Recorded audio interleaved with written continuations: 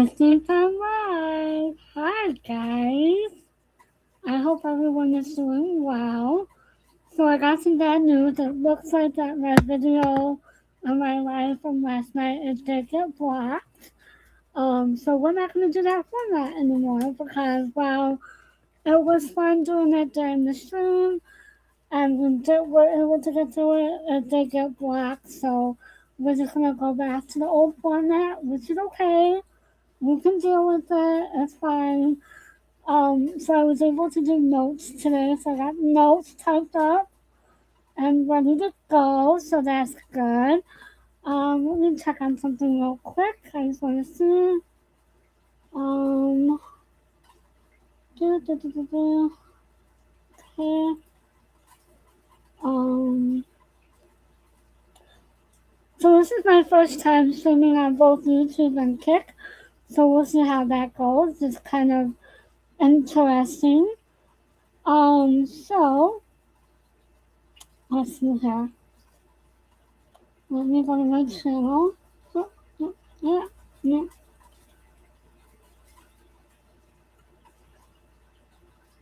Okay. One there. Okay. So anyway, so my line got blocked last night. So basically what we're gonna do is we're gonna go ahead and just go back to the old format and we will just recap episode 1 and 2 very quickly. I'll play some scenes, not a lot of scenes, but I'll play some scenes, some fun scenes from these episodes, and then we'll go into 3 and 4. And like I said, we'll just do the old format. So before we get started, don't forget I have the We're Not Done Yet podcast linked down below, as well as the episode that they dropped today, which is they did a fun episode where they Miss Michelelee and Miss Donnamills answered some fan questions and comments, so that was really fun. And if I'm not mistaken, I think Michelle even did a Karen line in that episode. I'm not for sure. She kind of said, I'm not going to say what she said. You guys will have to go and watch it and see if you can figure it out. So that episode, today's episode is linked down below, as well as the CV Circle channel and the CV Circle and No Escape in the Cul-de-Sac channel is listed down below. And do not forget to do the YouTube videos. Please like, share, subscribe, turn the bell notification on. And if you are in the chat, I will be chatting with us. So I hope to see you guys there in the chat. So, just bear with me. I'm just getting my episode 1 ready just so that I can grab the clips as I need them. Hold on. Okay, so that's good. Alright, so this episode, the very first episode, is again, it's a brand new day, and this is where Mack enters in to season 4. So Mack enters, yay! So the first couple of scenes the first couple of minutes of this episode was a lot of music, a lot of back and forth, all that good stuff. So we see Gary and Abby being intimate and the place where Karen, Laura, and Renee saw them at lunch last season. Karen left the cocktail party and went to go get Gary. And as Karen knocked on the door, Gary answered the door, and Karen told him to get dressed and go back to Val. However, as we saw in the last episode, Val followed Karen to the place where they were. And so Val was upset. Val runs off and drives home, runs inside and packs her suitcase and off into the night with Gary trying to stop her. And as we know that she didn't listen. Next we see Val the next morning on the beach again running. And this is what Joe liked to do. So I think it's really cool that they continue to put that in the episode of Val running because it's also really Joan running as well. Um, then we see that Gary wakes up in Abby's bed and gets up to leave to go back to his house. There is tension between Melina and Gary, and they don't speak at all. Basically, Melina, hey, co-host. Basically, Melina tells Val at one point that she gets a headache whenever Gary's in the house and when they when he tries to speak to her. So there's that. And then it goes back to Val running and she runs upstairs into her hotel room that she has. And then Abby gets woken up by an alarm clock that's in her that's in her room, and we see her wake up and then kind of move over a little bit and just cuddle a pillow. Next scene is Joe, Karen, and the kids are having breakfast, and Joe and Karen are fighting about the newspaper, and Donna, Diana intercedes the fight and tells Karen to give Joe the newspaper, and then Joe gets a phone call about Val's book.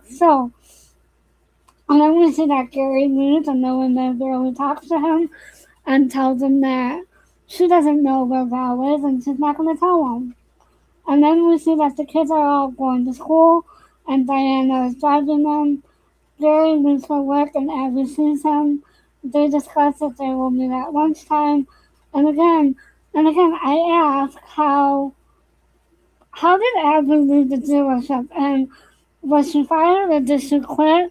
Now, watching this back, we did learn that there is a time lapse between when Val ran off and seeing her at the hotel. So basically, it's been about like 3 weeks or something like that, or so I guess maybe Abby did get fired or she quit. That's really never explained in the episode. So it's just left to the imagination. Um, Next, we see that Joe is still on the phone with the publishers, and Karen is reading the newspaper and finds something in there that she is not happy about and rushes off. Joe rushes after her, and she tells him to call her office and let them know that she will be late. Joe cannot find Val, and he asks where Louie is, and Louie says that she will let Val know that he is looking for her. Oh, yep, I was right. It's been about 3 weeks since since Val ran off and left the house. And Louie goes to see Val at the hotel and tells her what Joe said. Val said that she is not ready to go back and that she will call Joe when she gets a moment. Louie wants Val to come home. And again, I say, why isn't Gary out of the house instead of Val? Gary should Gary should be the one not living there, or Gary should have left and not Val. I mean, he could have easily gone to Abby's, but that's just me. And I said I agree with Luna. Val needs to go home and take his butt out. That's my opinion. And then next, dun dun dun, we see Karen goes to an office, a government building, and enters into M. Patrick Mackenzie's office. Mack! Yay! She gives him a hard time about Franklin Roy getting out of jail. Mack yells at his security guard for letting Karen up. And again, and I will play this scene because it's kind of funny that Max says probably, Karen says probably, and again, that's like one of their words that they say back and forth. And so I say, let's do the count of how many probabilities how many times they say it. So right now I have count, it's one time. So we'll see if we can keep that up. And then Mac, and then they go back and forth, and then Mac asks her out to dinner, and Karen says You really are a creep, aren't you? Karen, Richard, and Joe are eating lunch at knotslanding Motors, and Joe is not happy with what Karen is trying to do, and Richard offers the title transcripts.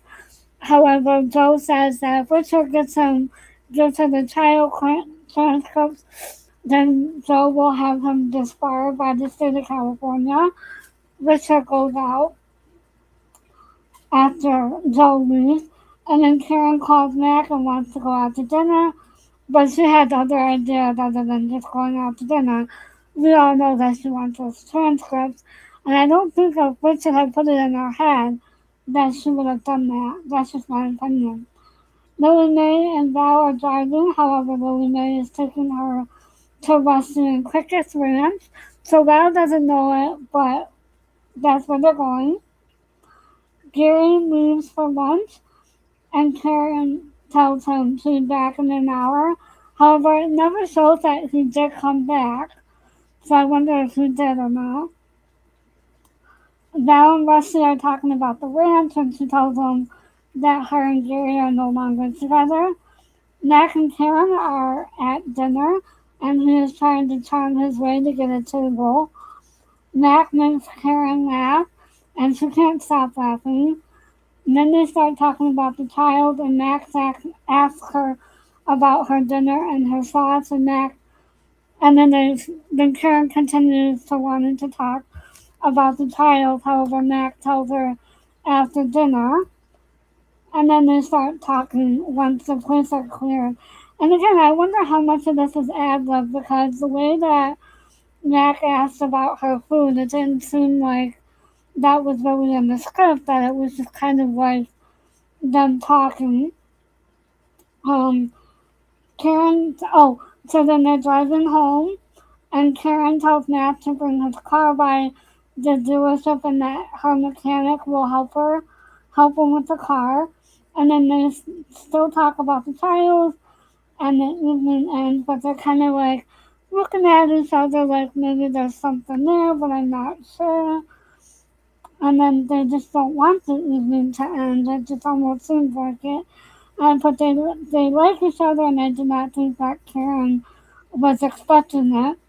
And then Mac ends up giving her, or Mac tells her that we should do this again, and Karen said, yeah, we should.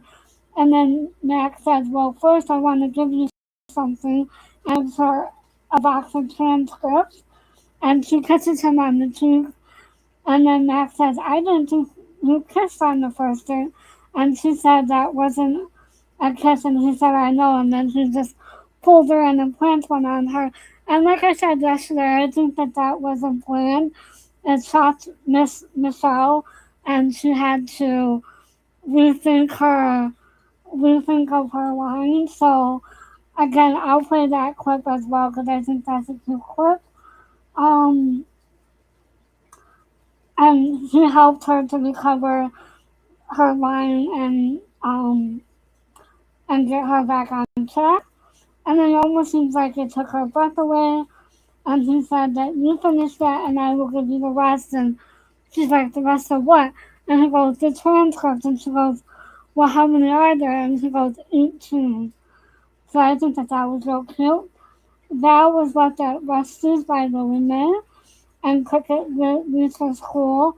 Val does decide to stay until Monday, um, and Rusty said that Lily Mae must have left before he got up in the morning.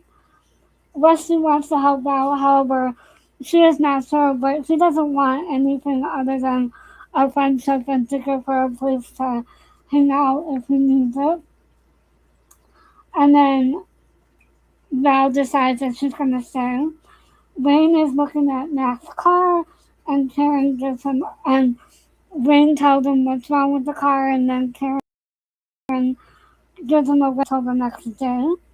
Matt asks Karen out to dinner on Saturday, and then instead, Karen asks him to come over to have dinner with her and the kids, and Mac agrees. And then, dun dun dun, Karen fires Gary, and I was like, way to go, Karen. Way to go. And And she felt relief after that because I think that Karen thought she was caught between a rock and a hard place where she was like, okay, well, he is a hard worker. However, he is also my best friend's cheater. Do I really want him around? Joe calls Lily May. Joe calls us home, and Gary shows up at Rusty's. Gary and Rusty get into a fight, and Val tells him to get out before something worse happens. Abby's waiting for Gary to come home, and then she says a line that sounds like Sue Ellen, and Gary tells Abby about his father's will and how he is not sure if Val is tied to it or not, because as he said, that his father did like Val, and he's not sure if the will is contingent upon her or not, and Abby's not happy about it. Abby lets Gary stay, and then again I put down. I wonder how much of it is true that Gary was just concerned about the will, or if he really loved, if he still loved Val, and he was just kind of looking for a way out to get out from under Abby's thumb, or if he was happy with Abby, because it just seems like there's scenes coming up in the next couple of episodes to where I'm not sure if, you know, Gary really wanted to be with Abby or if he just wanted Val back and he was just using Abby as a comfort. Um, so I'm not sure about that. Uh, Karen is at knotslanding Motors and Wayne comes in and Karen offers him a promotion in the company to go over to work with the parts department while there's another guy that's going to take over the sales. And this part, I put down, I think Karen already knows about what happened. And again, I say I thought it was Tom that messed with this car, not Wayne. So again, I'm just as confused as I was before when I went over it yesterday. Gary, Abby, and the kids come home from the beach. And I think and sees Val loading up a moving truck with Gary's things, and I'm like, "Go Val!" Yes, she kicked him out. I think what happened at Rusty's really gave her a push to kick him out, and that she needed to come back home. I think she wanted to be close to Karen and Joe and all of her friends. But I think also too that was hard for her to continue to stay in the cul-de-sac with Abby staying there. Gary leaves and Abby sees Val and they walk away from each other. Next we see that Michael and Mack are playing catch in the yard. Abby is at home and pulls out a box that unzips and it gets ready to send off Val's manuscripts to JR for him to read. Lily Mae and Val are talking and Val sends her up to bed. Gary is at his sinking spot on the beach, as we all know. Um, Karen gives Mac the transcripts that. Oops, hold on. Hold on. Let's see. Karen gives Mac the transcripts that she is finished with, and Joe is not happy. And when Mac leaves, Karen and Joe have a talk about the transcripts and about the relationship that she's building with Mac. And he is not happy about it. And again, they fight. Wayne is look as Joe and Karen are talking. Wayne is looking through the newspaper clippings about Sid that he kept. And then we see that Gary returns home. Val stops working, gets up, goes to look behind the curtain, and closes it and goes to bed. Then we are right where we started in the beginning of the episode with Gary and Abby's dad. So that's basically the very first episode of season 4, episode 1.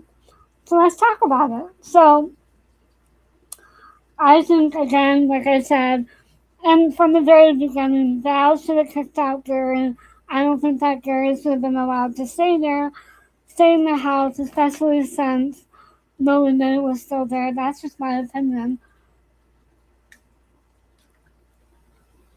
And I can imagine how Melinda felt, like she said, she gets a migraine every time she sees him, and that she wants Val at home and all that good stuff. So yeah, so there's that. And I think that Karen and Mack were seeing that starting to come.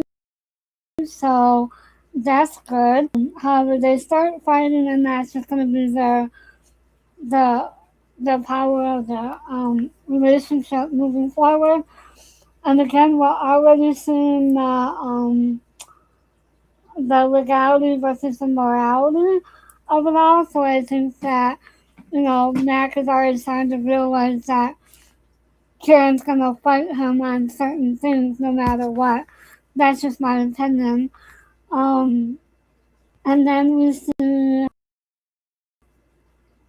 Karen and Joe fighting about this. So, but again, and it's all because they want to protect Karen, right? They want to make sure that she's not going to get in over her head. I think that they're starting to use Karen's children more in the episode, so I think that that's good.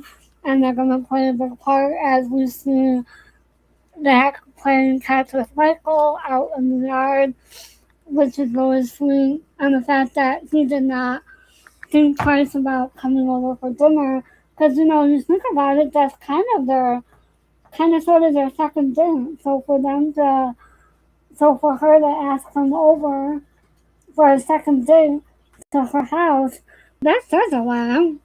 And I think Michael likes him, and then we learn that Eric likes him. I think Diane is the only one that's gonna have a problem with him in the beginning. So hold on.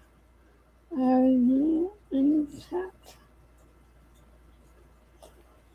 Can I play some clips? So yeah. So I'm gonna go ahead and pull up some clips here. Just give me a few minutes. Do, do, do, do, do, do. And again, I'm streaming on Kick as well as YouTube, just for fun, just to see how that goes. I never streamed on Kick before, so we'll see. I was able to do it with StreamYard, or I'm sorry, not with StreamYard, but with Restream. So we'll see how this goes. Some clips. And again, I'm not going to play a lot of clips. I am going to play when Karen and Mac first meet.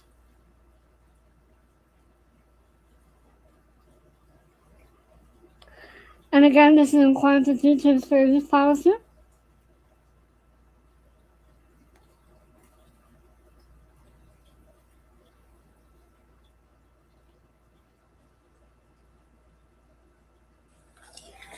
And a quantity to service policy. Hey, miss.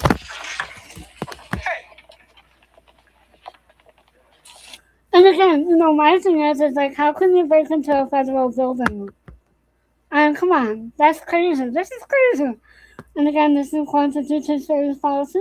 Mrs. Fairgate. What the hell happened? Okay, lady, hold it right. Take it easy, Hey, Lorenzo. tell him to put that thing away. What's that thing away? The neutron bomb. Lorenzo, thank you very much. Now, she shouldn't be barging in here like that. You're absolutely right. I don't know how she got up in the front. And again, the security. Where's the security guys found it? Now, granted, Karen's not going to do anything about it, but where's the guys found security? And again, this is quantity to service policy. Doing a hell of a job. Now, can I get you some No, coffee thank or you. tea? Would you care to sit down? I don't feel like sitting. Well, then don't pace, please. That makes me nervous. Well, you should be nervous after this fiasco about your job. What fiasco? Don't you read the papers? Read it. I don't have to read it. I was there. Doing what? Working for the defense? Federal prosecutor. What can I do for you, Miss Fairgate? I want you to reopen this case. I want these men in jail. They murdered my husband. So she wants something that Mack may not be able to do. She wants him to reopen the case. However, that's going to be difficult because the case is closed and they already have, like, basically what he's going to tell her is that the state went in and then the feds were going to go in after them. However, that's not what really happened. But again, this is in accordance with YouTube policy. Maybe you don't read the paper. Roy Lance and Frank Colbert were tried for auto theft, interstate transportation of stolen items, and wire fraud, not murder. They murdered my husband! They shut him up so he couldn't testify against them. Isn't that true? Probably. So there's probably one. Probably. And then she says probably. That's the trope. They go back and forth on that. And again, this is in accordance with YouTube policy. Probably. So you admit it? Admit it? Sure I admit it, but I can't prove it. Can you? It's not my job to prove it. It's yours. And if Sid Fairgate had been the president of a big corporation instead of knotslanding Motors, you would have found the proof. This isn't Russia, lady. The law doesn't work that way in this country. No? No. And again, I'm stopping it quite a bit because I don't want to get hit.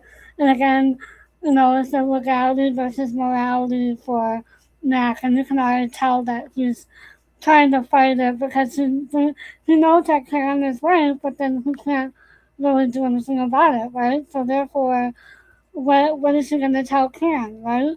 And again, this is in accordance with YouTube policy. Well, from where I stand, it doesn't work at all. You really believe that? Look, I didn't come here for a civics debate. Calm down. Huh? Take it easy. Let's get a handle on this thing. I'll call Lorenzo. Are you going to help me or not? Mrs. Fairgate, I'm on your side. I'd love to help you, but the case is closed. It's... Again, legality versus morality. He wants to help her, but he just can't because the case is closed, right? So therefore, it's a little bit difficult for him. He wants to help her, but he just can't. And again, this is in accordance with YouTube policy. Finished. I can't help you. Nobody can help you. I'm sorry.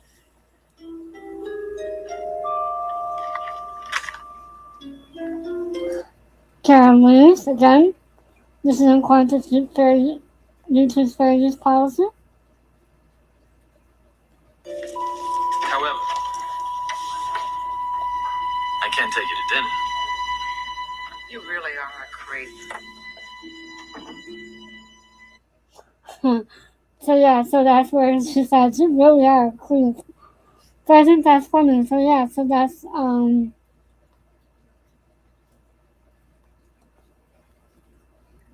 I got commercials coming in. So again, it's like the YouTube fair use, it's like the legality versus morality. So like if you have something going on like that, if you're dating someone who has a moral compass, how difficult is it going to be because you work in the law, So therefore, and that's what it is. You gotta figure out what's important to you and try to work it out the best way that you know how, right?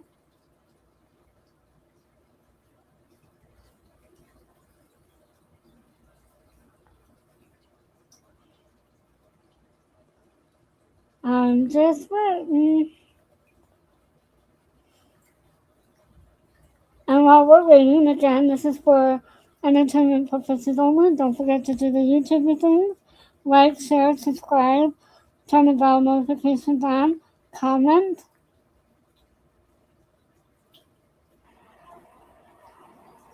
Okay, I'm not going to play this thing because it's Karen and Joe and Richard talking about the thing.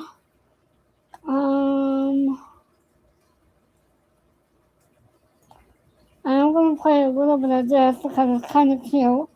And again, this is in accordance with YouTube's fair use policy. This is for entertainment purposes only. This is in accordance with YouTube's fair use policy. Why? That doesn't sound like such a strange combination. I'll have a glass of white wine.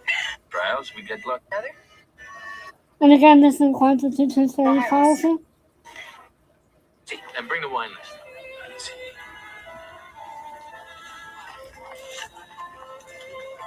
So you can already tell if you're watching this soon, you can already tell that Karen is trying to like Mack, but she has ulterior motives, like we know. And again, this is according to teacher service policy and for entertainment purposes only. But why 2 trials? 2 sets of charges. Oh. Grand theft auto state. Once that car goes across the state line, then it's federal. So again, anytime something happens and it's a crime across the state lines, then it does become federal. We're seeing that a lot with the true crime community with some of the cases that are crossing state lines. So therefore, that's, I mean, as you think about it, I mean, look at Lori Vallow Daybell. She had one trial in Idaho, and then she ended up having 2 trials in Arizona. So the Idaho one took precedent, which I don't know why. I think that's when they were able to charge her. And then she went into Arizona for those 2 trials that came after the Idaho one. Oh, you can co-host the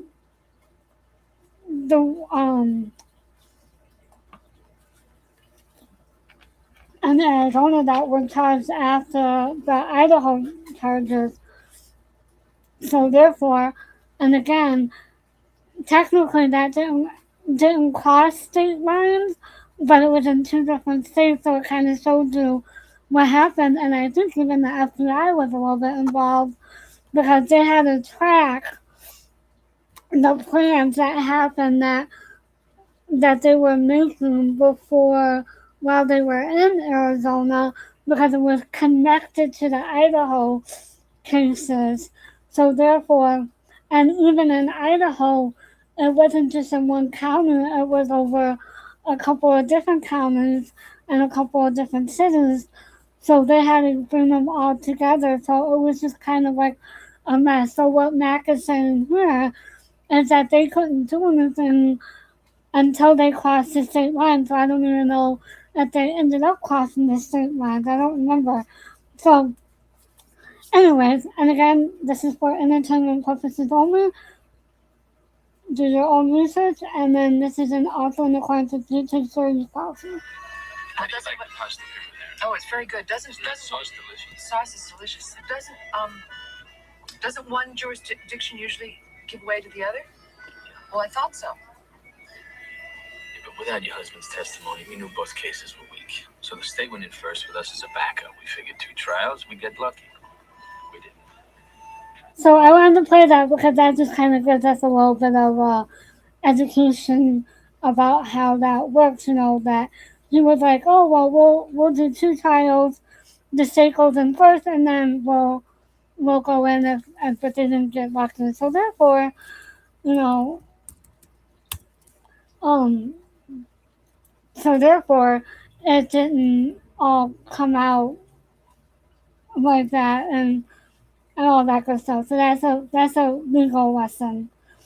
Um, and then in the middle of all that, I think that's when Dobson ad-libbed and he asked Karen about the pasta and the sauce. I don't think she was expecting that because she was like, oh, it's very good. So it's just kind of like he just kind of threw that in there and kind of threw her off. So I think that's one of his ad-libs, but that's just me. And again, this is in Constitution Service Policy. Some more wine? I guess so. And then pouring more wine, and he goes, some more wine? She goes, I guess so. Like, what? Huh? Are you sure about that? Kind of funny.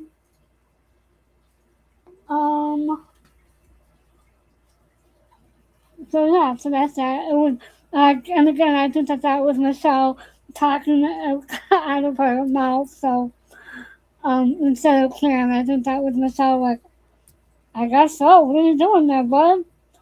All right, and again, this is in accordance with Constitution Service Policy. Look, I I don't understand.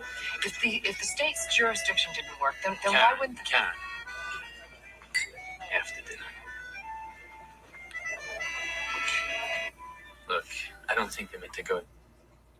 So Mack is telling Karen that he doesn't think it meant to go that far. And I want to play this in because this is the one thing that I like in this exchange. And again, this is in Constitution Service Policy. go back into stolen parts? With a hot car business. They're connected. Where? So they're in the car. Karen told him to bring his car in for Wayne to look at it. And now we're back at her house. And again, this is in Constitution Service Policy. Since the trial, they're persona non grata. It's the only thing we did accomplish. We made them too hot.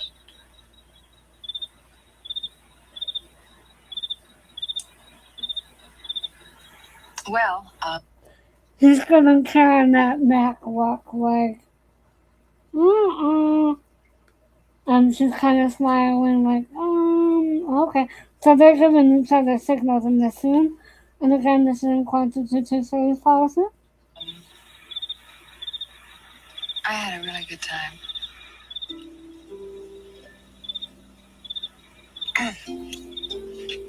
Why don't we, do this again sometime soon? Before we do, there's something I'd like you to read. What's that? Transcripts of the trial. Maybe next time we can talk about something else, okay? Oh, Mac! I thought nice girls didn't kiss on first. That wasn't a kiss. I know. So he pulled her in, kisses her, and then this is where I think that Michelle got thrown off, and I'll play this out as well. This is in Constitution Service Policy. You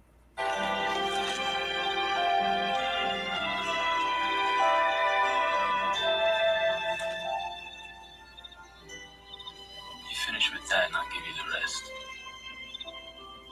Huh? Transcripts. Oh. Transcripts. How many are there?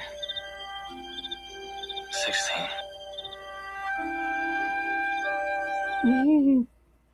So that's the beginning of Mack and Karen. I don't care what. Okay. So while this is a commercial, I will say that this is a good place to bring this up. On today's podcast, we're not done yet. Miss Lee and Miss Mose answered their questions, and there was one question for Miss Michelle asking about, if she preferred to play, basically if she had a favorite husband, so to speak, is the best way that I could put it. And what she said is that she really enjoyed working with both of them. She had the best. However, with Dobson, she never knew where he was coming from. So again, like I said, he did things to kind of throw her off guard, whereas Don Murray just kind of stuck to the script. So it was very different, and it was very, while she said that she loved working with both of them, it was very different, but she loved working with both of them. So that kind of answered it, and she also said that the fans loved both of them. I prefer Mack over Sid, but that's just me. I do see the point of Sid, and I do see that, again, with Sid, it was the patriarchal of the 70s, 80s, and then with Mack, because he was younger than Karen, it's the really the 90s, and he wasn't afraid to challenge Karen, and Karen wasn't afraid to challenge him. Where I think what Sid, while they fought, it was more or less about house and home and children. It wasn't necessarily about the things that Mack and Karen thought about, which is the law, what's going on in the neighborhood, her being involved and being the moral compass, as well as fighting about things that really mattered to her and to him. And again, it's the legality versus the morality of it all, like what Emily DeBaker says. It's like, okay, at one point, that we know what is right versus what is wrong. I mean, we're seeing that now with some of the trials and some of the convictions that got overturned and some of the true crime spaces, like the Alex Murdoch trial, the Montgomery trial, the Stouts trial. All those trials, the convictions got overturned. So what is the legality versus the morality? They're saying the Supreme Court says, okay, this happened during their trials, and yes, she was convicted, but because of what happened, we need to redo the trials again because of what happened with the courtroom reporter, and then the I don't know what happened with Stout or Montgomery, something with those trials.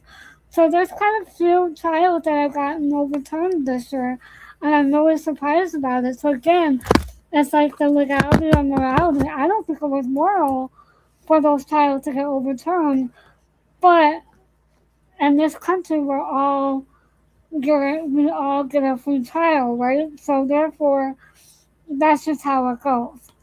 I don't know what my whole point was on that, but again, it's a legality and morality, which is why I think that they butt heads all the time. That's just my opinion.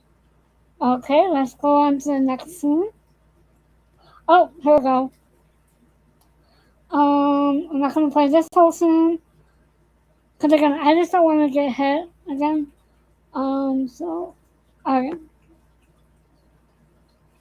Okay, so again, this is in accordance with YouTube service policy. You hear that? In accordance with YouTube service policy. But I must sound sweet. At any time, why don't you eat with me in the kitchen? Eat with me in the. You're impressed. Look at the size of this place. I'm impressed. What are you doing Saturday, sweetheart? Well, Warren Beatty asked me to have dinner with him on his yacht, but I could do that anytime. Why don't you eat with me and the kids? The kids? Sounds horrible. What time? 6:30. 6:30. Saturday. 6:30 with all the kids. Bye. Bye. I never got that. How come with all the kids? Hold on one second. For some reason, my cell phone's going off.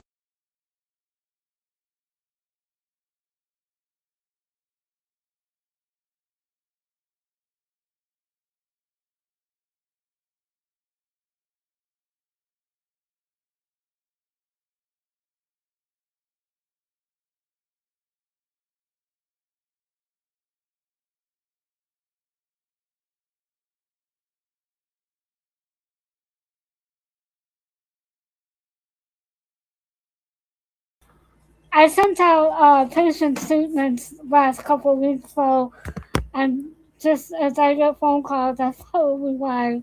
So I do apologize. Oops, hold on. Okay, and then we're gonna go on to this scene because I think it's quite hilarious. And again, this is in accordance with YouTube service policy. Excuse me. Bye. Bye. Gary? Can I see you for a minute? Uh-oh, watch out, Gary. You're in trouble.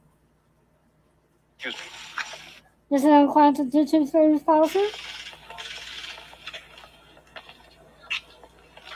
Yeah, what is it? Where were you?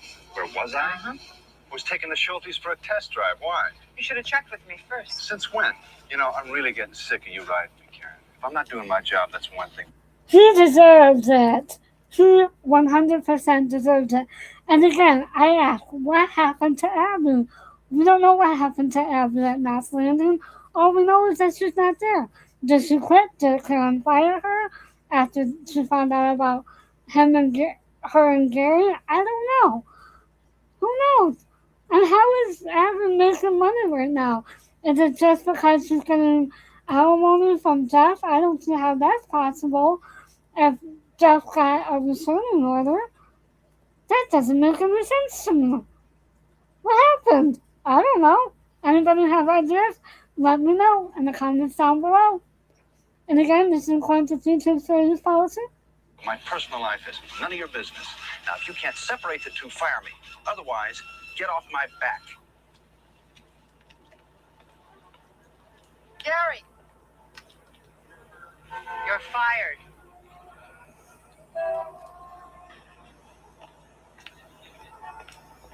And what you don't see is after Gary walks off, Karen sighs.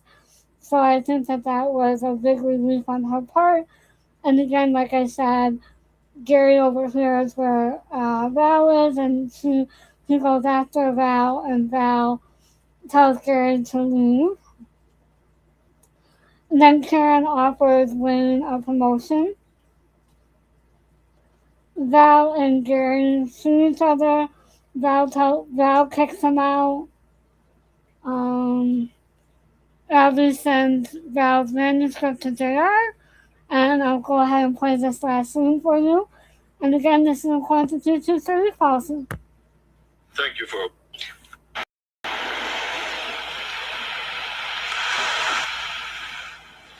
Had enough? Well, I'd like you to get me the wrap. Almost finished with 8. I thought you were bored. Puts me to sleep better than a pill, right? Right. Well, thank you for a wonderful evening. So again, I think that Joe's not happy, and I think this is another ad-lib with how he's saying, thank you for a lovely evening, right? And then Karen does it. So I think that that was Mack being, or Kevin being Kevin, and Michelle being Michelle, and that's my opinion. And again, this is quantity to service policy. Well, you're welcome. The children are beautiful. I know. I'll see you Wednesday. Wednesday, yeah. Joe, see you behind the 8 ball. Good night. Good night. Good night. Night.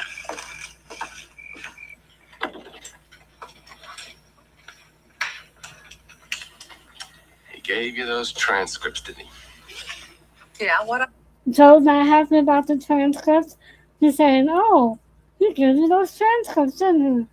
And Joe's like, yeah, what? Or Karen's like, yeah, whatever, man. Get off my back. And again, this is quantity to service policy. It's too bad. I was just beginning to like him. I still like him. I know you do. But it's one hell of a way to start a relationship. Stay out of this. You don't know when to stop, do you? So now the scene is Wayne is looking at the newspaper clippings of Sid's, of what happened with Sid, and then Joe and Karen are talking. I'm not going to go ahead and play the rest of it because, again, I don't want to get hit. So I don't want to get the video blocked.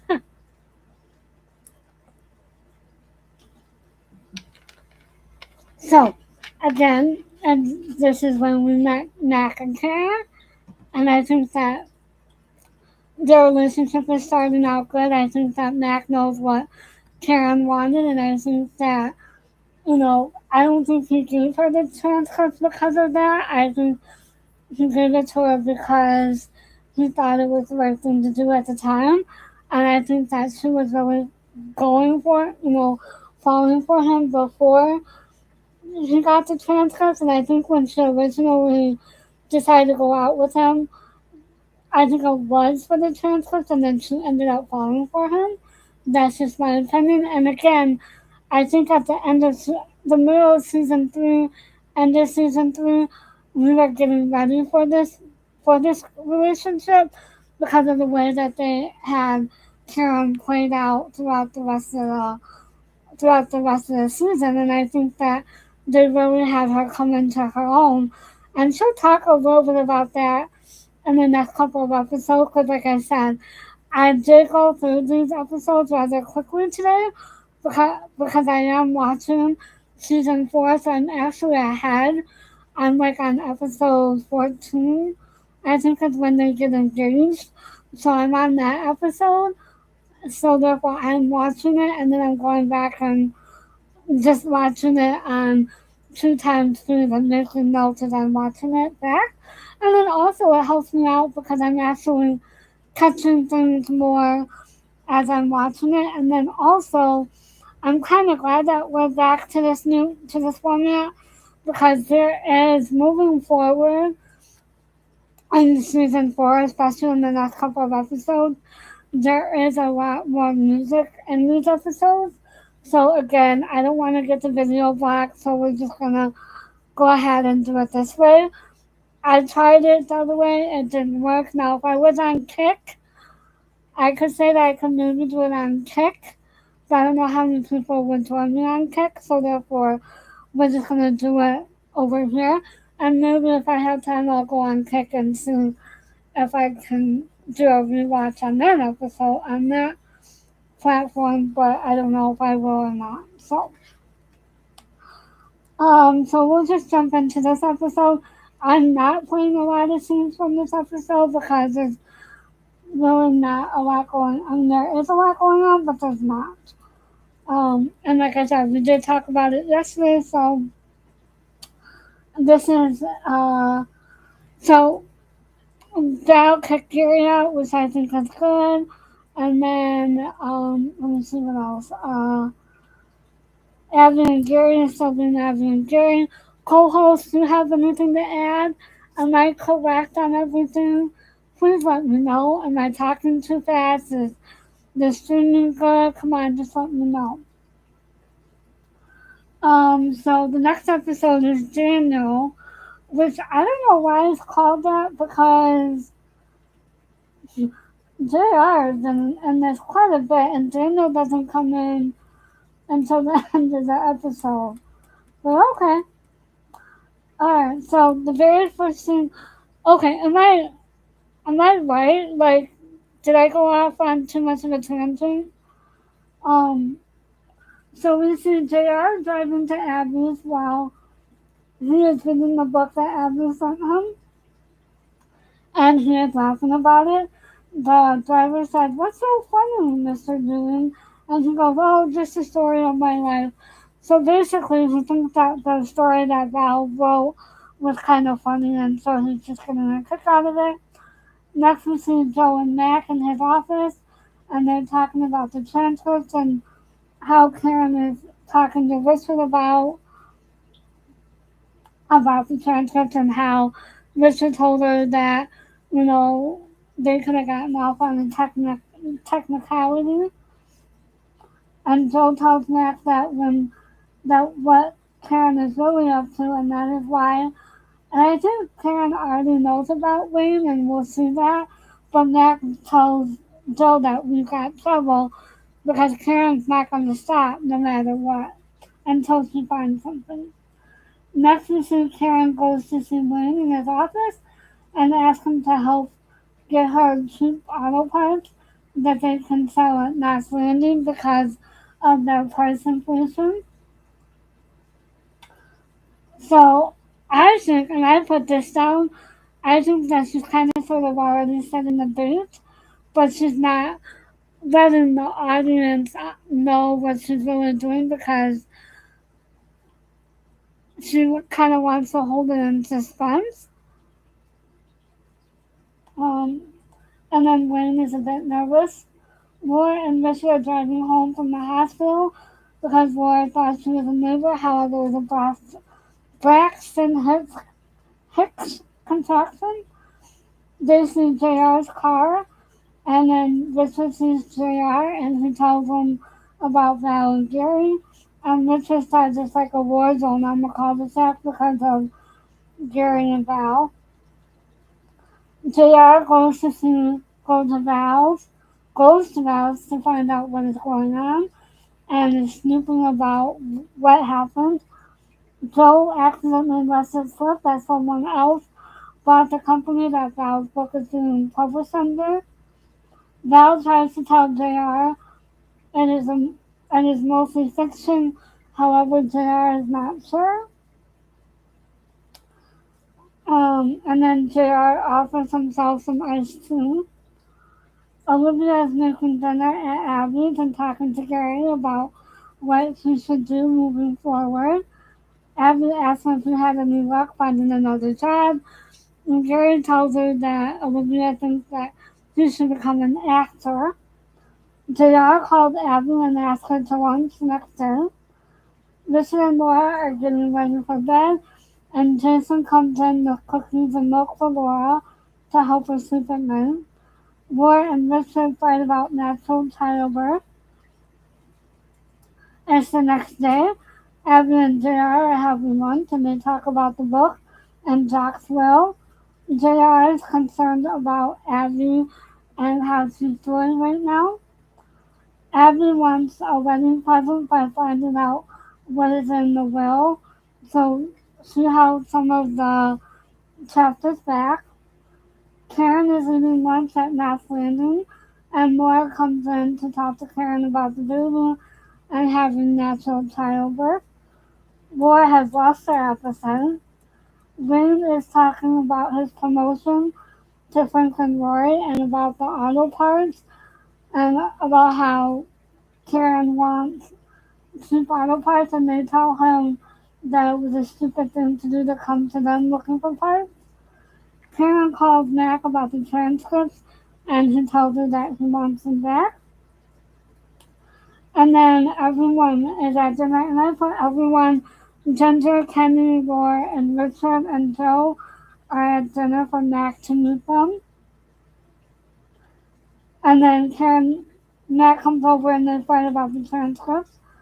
Mike is finding that legality versus morality is hard, while he is trying to build a relationship with Karen. So he's kind of already jumping into this relationship, but he's finding it hard because Karen is fighting him on these transcripts and with Frank and Roy, and he's trying to tell her to stop it and to stay away from it because he is concerned about her. He doesn't want anything to happen. And then I put down um,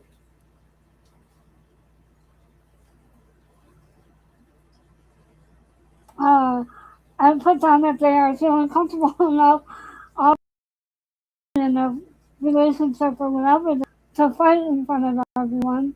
And as Mac left, Joe is saying that Mac is frightened for her. So basically, she's scared because she's putting herself in harm's way. And then he says that he's had it with Karen. Richard goes to talk to Karen about it. Joe is encouraging Val to have a meet and greet with the new publishing owners. Hold on 1 second. Um,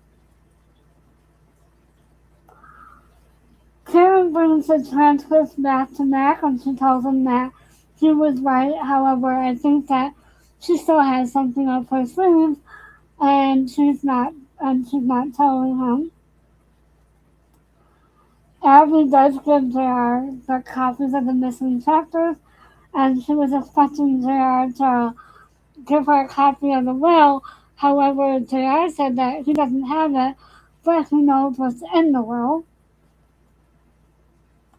and tells her that um, Val has nothing to do with Gary's inheritance and that she has nothing to worry about it.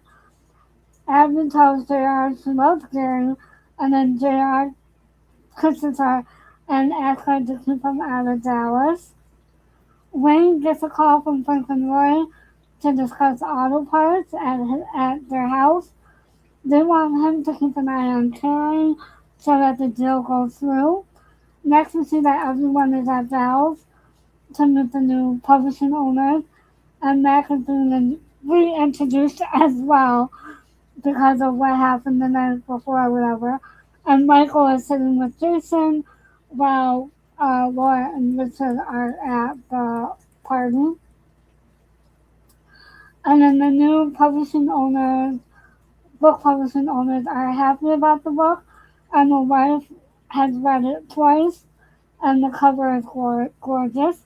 Laura tells Richard it's time to go to the hospital and that they need to go back because her water broke. Richard is driving and he is trying to go as fast as he can. However, we find out that the road is blocked due to a mudslide. He turns around and they go down some side roads and the roads are wet and then they end up getting stuck by crashing into a fence and the, the tire is stuck. It's the next scene, and Diana is reading a part of the book out loud. Mac is intensely listening.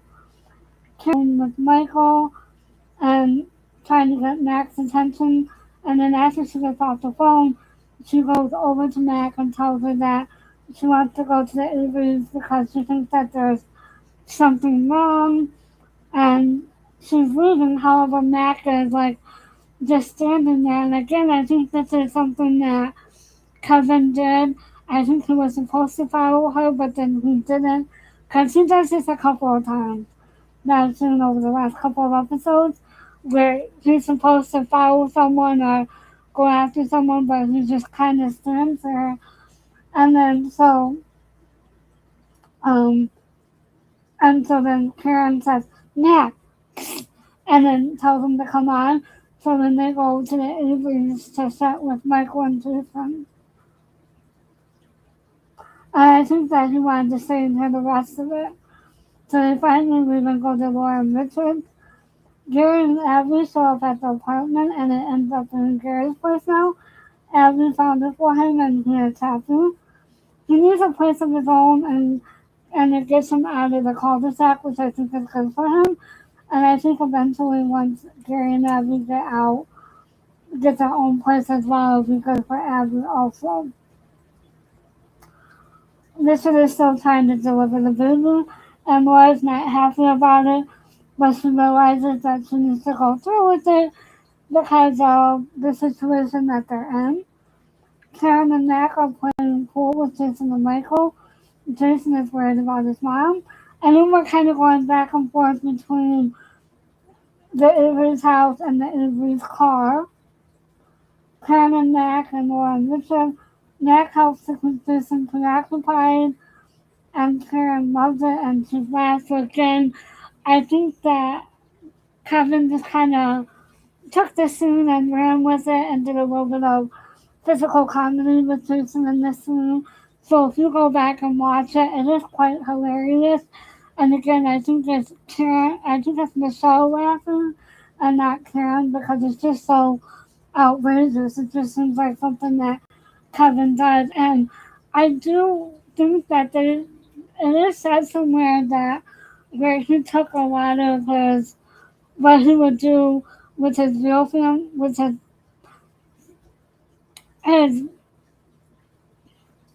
I don't know, his family in real life, he would do what he would do with them and put it on screen as well. So it's almost like if you saw Mac, you saw Kevin, and I think that that is kind of cool. So he kind of acted the same way as a father and on the show that he did in real life, which I think is kind of cool. Um, so again, I put that this was a lot of ad lib, or and then he did more with the scene. And oh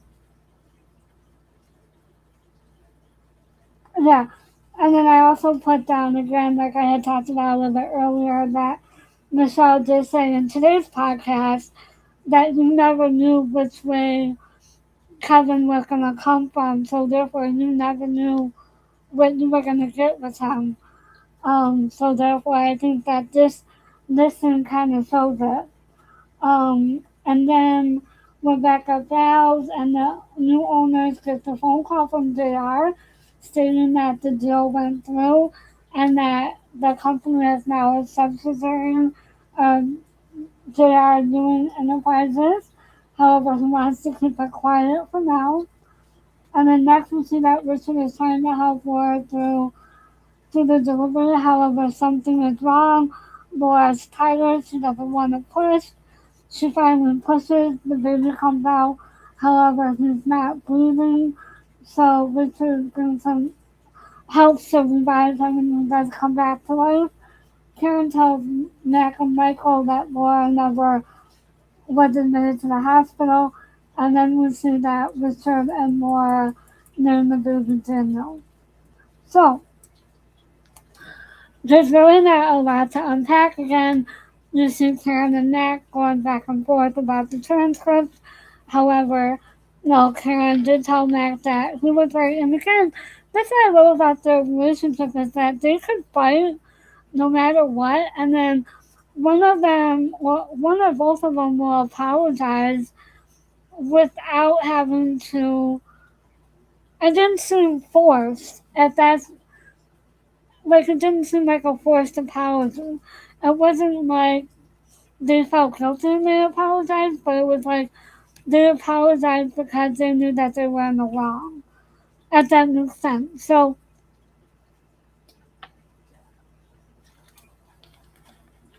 it almost wasn't a forced apology. It was like, okay, yeah, you're right. However, I do think that when Karen returned the transcript, I think she still had something up her sleeve, and she did tell Mack that she already found something in the transcript, so therefore I think that she already had an idea. And then, we didn't really see a lot of Abby and Gary, other than him trying to find a job and then Abby finding an apartment for him. And again, I think it's good for him to get away from the cul-de-sac, and then we'll see shortly Abby gets away from the cul-de-sac as well. So, and then things going forward. So, and then I think that the delivery of Daniel was very sweet, and it was. I think they had to figure out a way to do the delivery that made sense because, like I said, Constance was pregnant in real life. So if they had to go to the hospital, it's almost like they would have had to come up with a different way to show her stomach because I think she already had the baby shortly before that and she may have already lost the weight.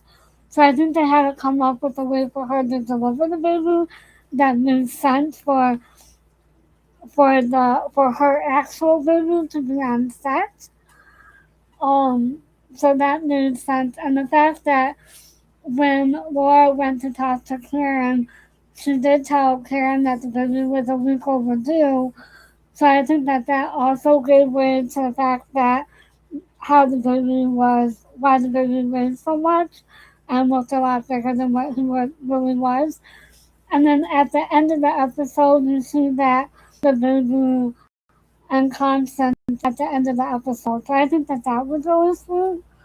Um, yeah, and I just love how they interceded both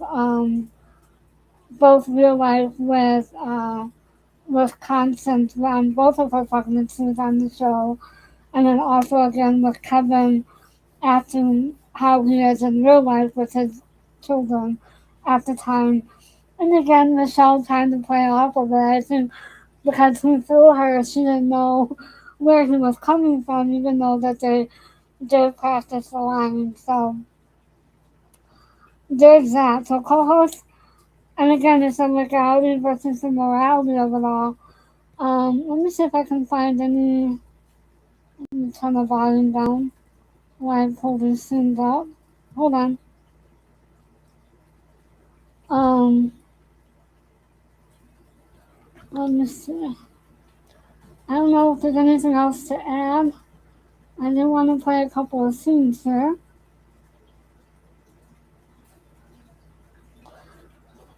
Well, it's going to be mostly Mack and Karen, of course, because the other scenes kind of explain themselves. I just kind of want to show them Mack and Karen of it all, of course.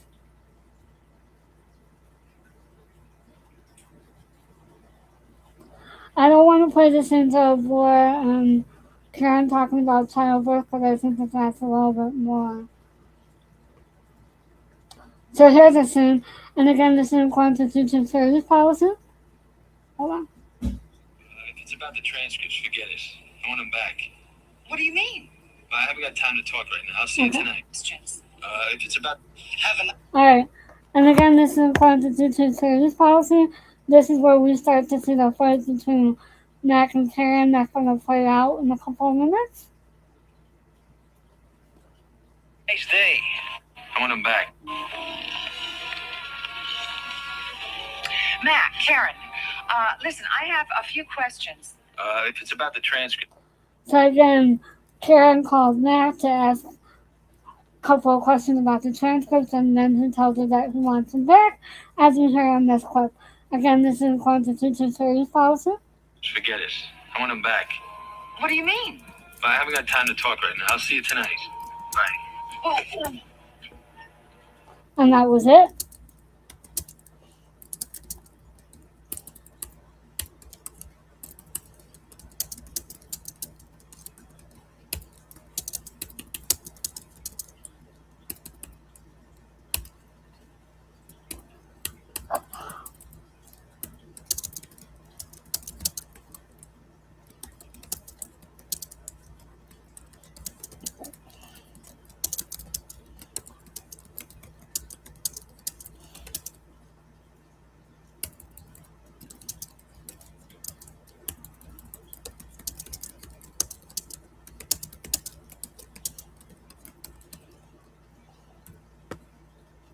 Okay. Alright, here we go. And this is the next fight. Next part of the fight. Again, this is according to teacher series policy. Right? Really late to meet him. Sorry I'm late. I'm still reading them. Oh, well, let's talk about that later. I'm here. What a way to meet her friends, right? And again, this is according to teacher series policy. Meet everyone, right? If you're afraid I'm going to find something in the transcripts, you're a little late. Hi, I'm Mack. Hi. Kenzie. Karen pulled him into the kitchen. Darling. Karen pulled him into the kitchen, and Karen and Laura and Ginger are impressed with him. Again, this is according to teacher series policy.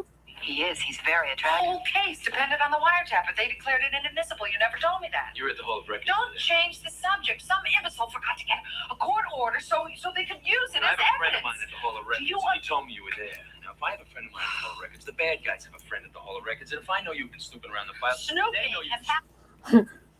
So he's trying to warn her, like, stop it. You're gonna get yourself hurt. Stop. And again, this is according to teacher series policy. I found out Sid Variegate's killers are free of technicality because of some dumb oversight. There's nothing I can do about Well, that. maybe you can't, but I can. I hope that doesn't mean what it sounds like. It does. Just because you and the federal government can't even Karen? convict them of all of you That's can't enough. Maybe convict you're them too dumb to know when to stop, but you're not ignorant of the law. Now, you go on with this. You break the law for whatever reason, I'll arrest you. Listen to him. He's going to arrest you. So Mack is telling her, like, if you don't stop him, he has to arrest you. And then Joe's like, you have to listen to him. You need to stop this now, otherwise you're gonna go to jail. And I think that that's very important. And when people are in this type of situation, it becomes very difficult for them to realize that because they're not seeing the peripheral of everything. They're just kind of just showing what is ahead instead of like what is they're only seeing with like tunnel vision, and they're not seeing like what's around them and what's best for them. And I think right now Karen is doing a really good job of doing tunnel vision with this. And and in my mind I'm thinking, okay, yeah, it stinks what happened with Sid, but you have a guy right here who's all that into you. Why not just focus on that instead of trying to get these guys rearrested and retried, kind of like focus on a new relationship. And again, I get it. She wants justice. We all want justice. But this is where it's at right now. And she's not realizing that, yes, she met Mack because of sin, but she needs to kind of continue to build on this relationship. That's my opinion. I agree with Joe and Matt here. I'm like, maybe we should move on. But again, that's my opinion. And again, this is according to teacher series policy. Not just for your own protection that I like you. That's my job. But don't look at me. I'm on his side. Arrest me? Is that what you said? Karen. Don't you dare patronize me! Come on, Karen. And again, this is kind of like the very first fight. They feel comfortable enough to fight in front of everyone. She's just kind of so upset because she knows what she wants. She's hard headed and she just wants to, figure out what's going on and what happened and why these guys are not still where they need to be at this point. However, there's nothing that Mack can do at this point. For now. For now. And again, this is according to YouTube series policy. What? He just threatened to arrest me. Excuse me. Next meeting. Mack. Mack! The man is frightened for you. So am I. Frightened? Frightened. I'm not asking for your help. I'll do what I have to do. And I'll do it on my own. I've had it with you.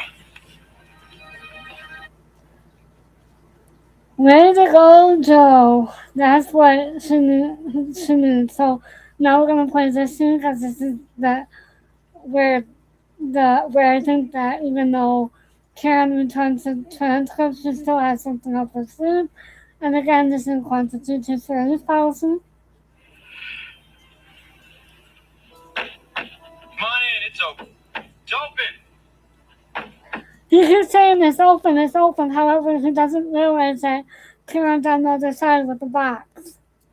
Good grief, what a guy. He's still a creep right now. He's been a creep right now. And again, this is constitutes fairness policy. All right, hold it. Hey.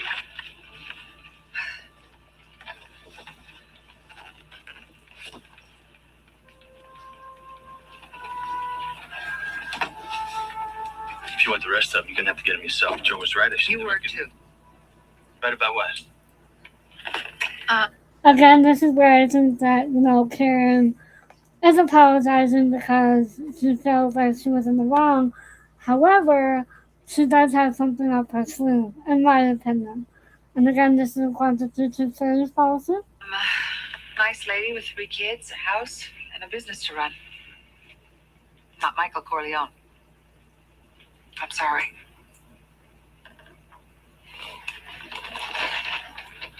What goes around comes around, You have to learn to wait.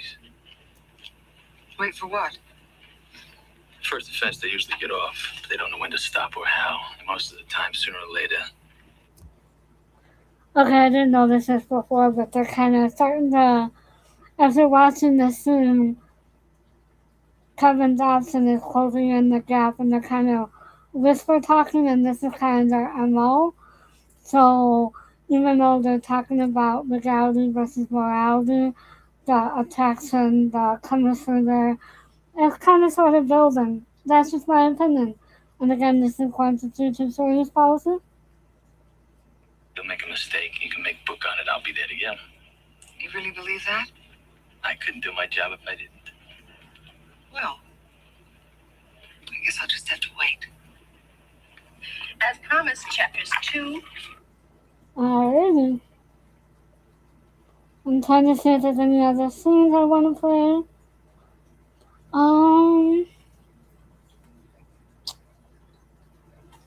No, I think. Yeah, I think that's all the scenes from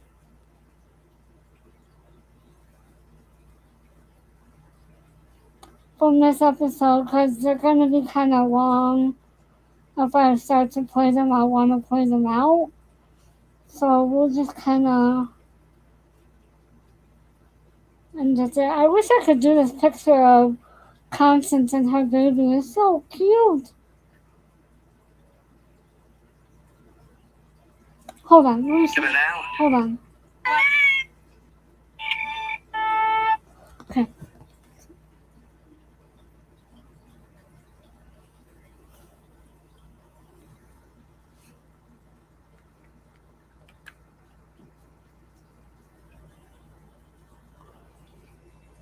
Can you see it? There's Constance and a little baby boy. That's who she was pregnant with. Isn't that cute? Now watch, I'll probably get hit with that. But that's okay. This Just a little second of picture of Constance and the baby. Okay. Alright. So again, you see the culmination of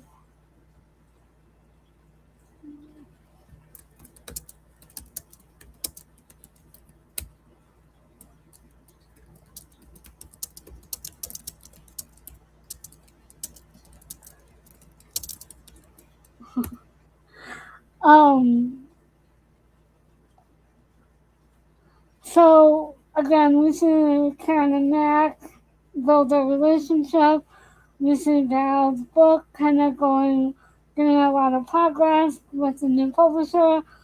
JR kind of put his feet into it, although Val doesn't know it yet, but she'll find out soon. And then Abby and Val are still, Abby and JR are still scheming. I'm gonna play that scene where Abby is talking like Sue Ellen, but I didn't think, right, I know, talking like Sue Ellen, which I think is hilarious, but I'm not gonna do that because, like I said, I don't want to get hit again. Um, I mean, I got the pictures off of the internet for these episodes. So I don't know. I don't see why I would get hit for showing that picture, but we'll see. I don't know. Um, and again, it's the legality versus the morality. However, Karen's gonna go deeper into this as we see in the next couple of episodes. So that was a pretty quick recap of episodes 1 and 2. And now we're gonna jump into episodes 3 and 4. And again, I do apologize for having to redo the first 2 episodes, but like I said, we got blocked on the first try. So since I knew I was going live today, I will go ahead and just add these two on. And then if it happens again, then maybe what I'll do is I'll just do a pre-recorded video and see what happens. We'll figure it out. So,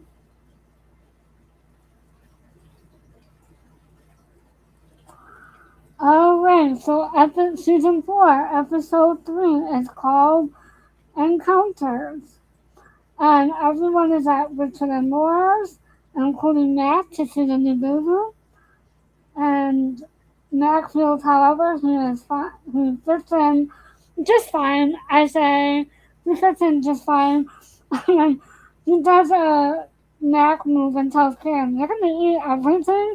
So I think that again, that's a Kevin Dobson ad lib that wasn't in the script. I don't think, because he says it as the camera goes away from Mack and Karen, so it's kind of like off to the side.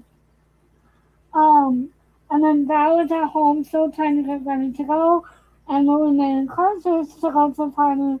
However, she does not feel up to it, and then she's almost ready to go. However, Gary calls, and then she does not want to go after the phone call. Val says that she has work to do and tells Lily May to go on without her. Laura is talking about her birth, and Lily May brings over a blanket with uh, Daniel's initials on it.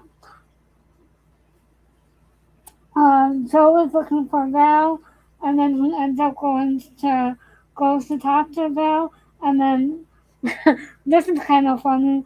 Joe introduces Mac to Lily May, and then she says to Mac, "Oh, you're Karen's new beau."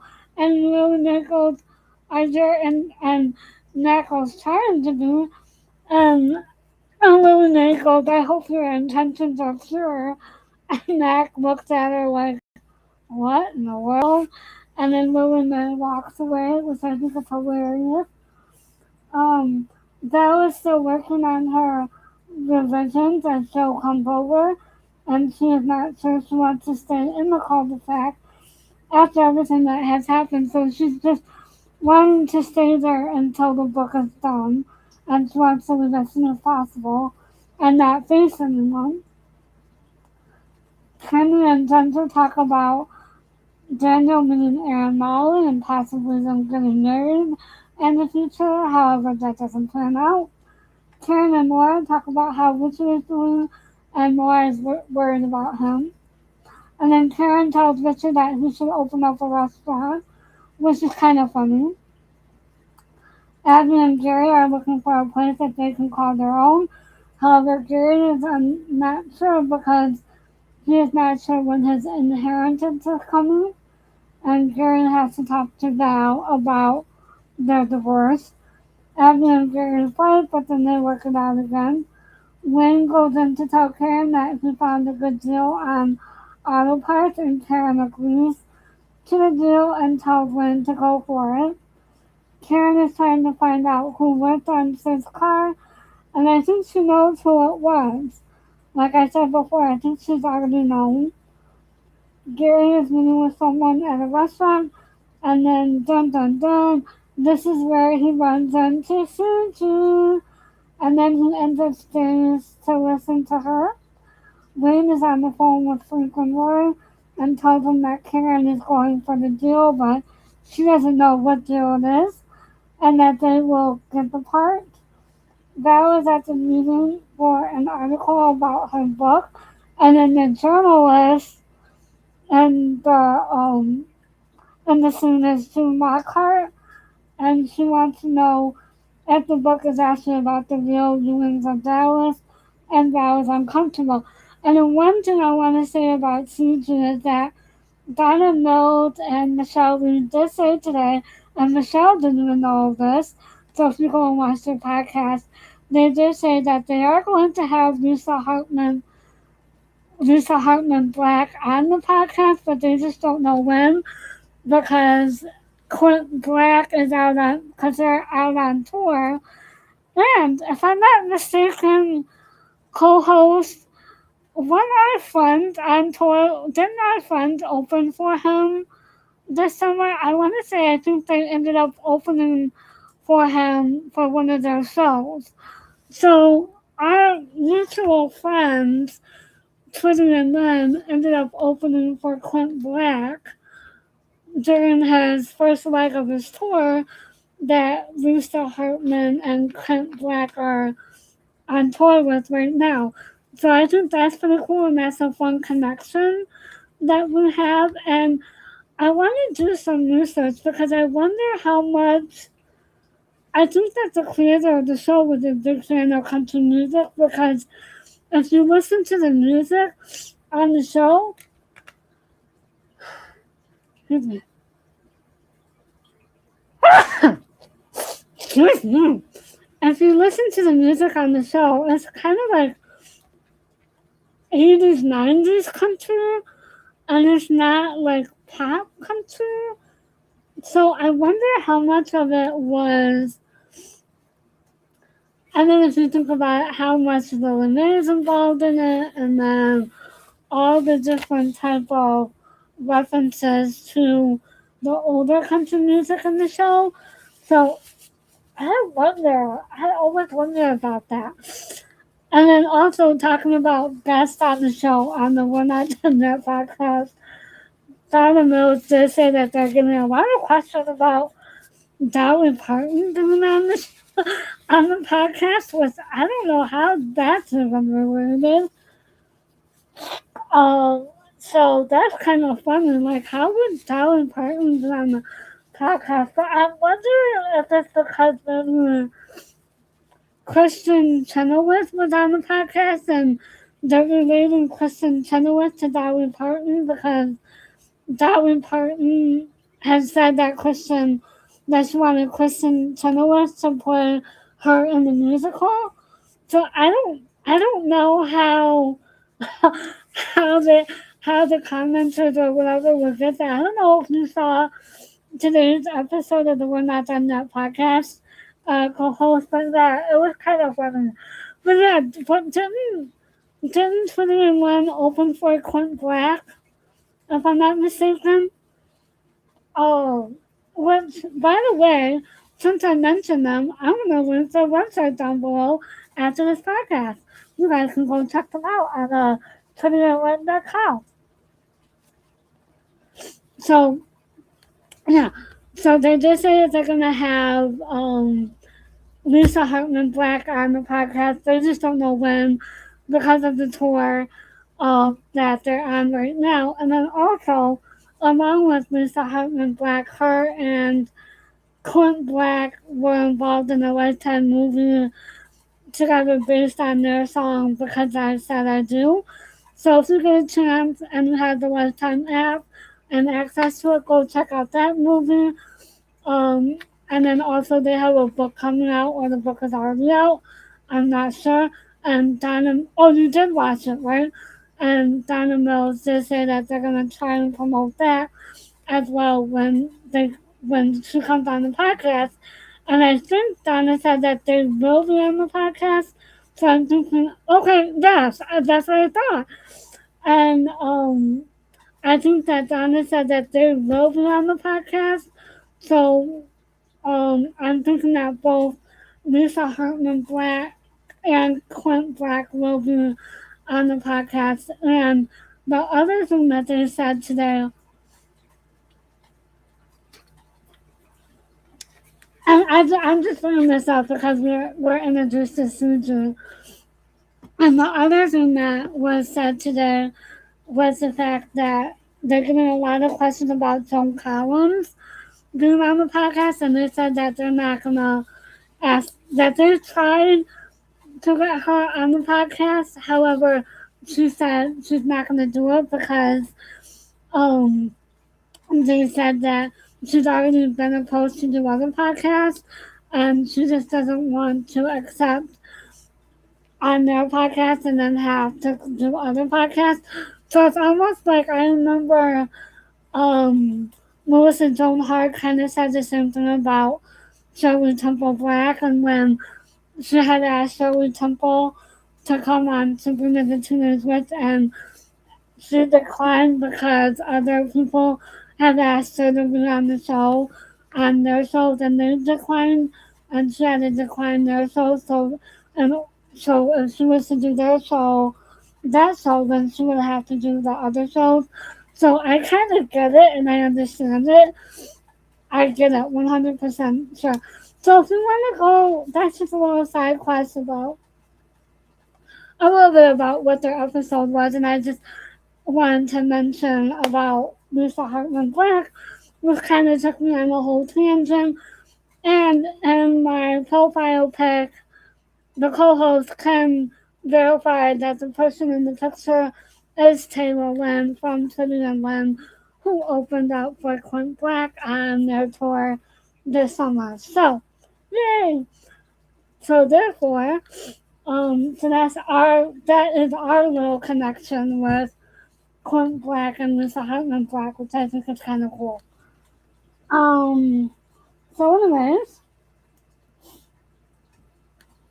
that was like a weird side quest. Sorry about that, y'all.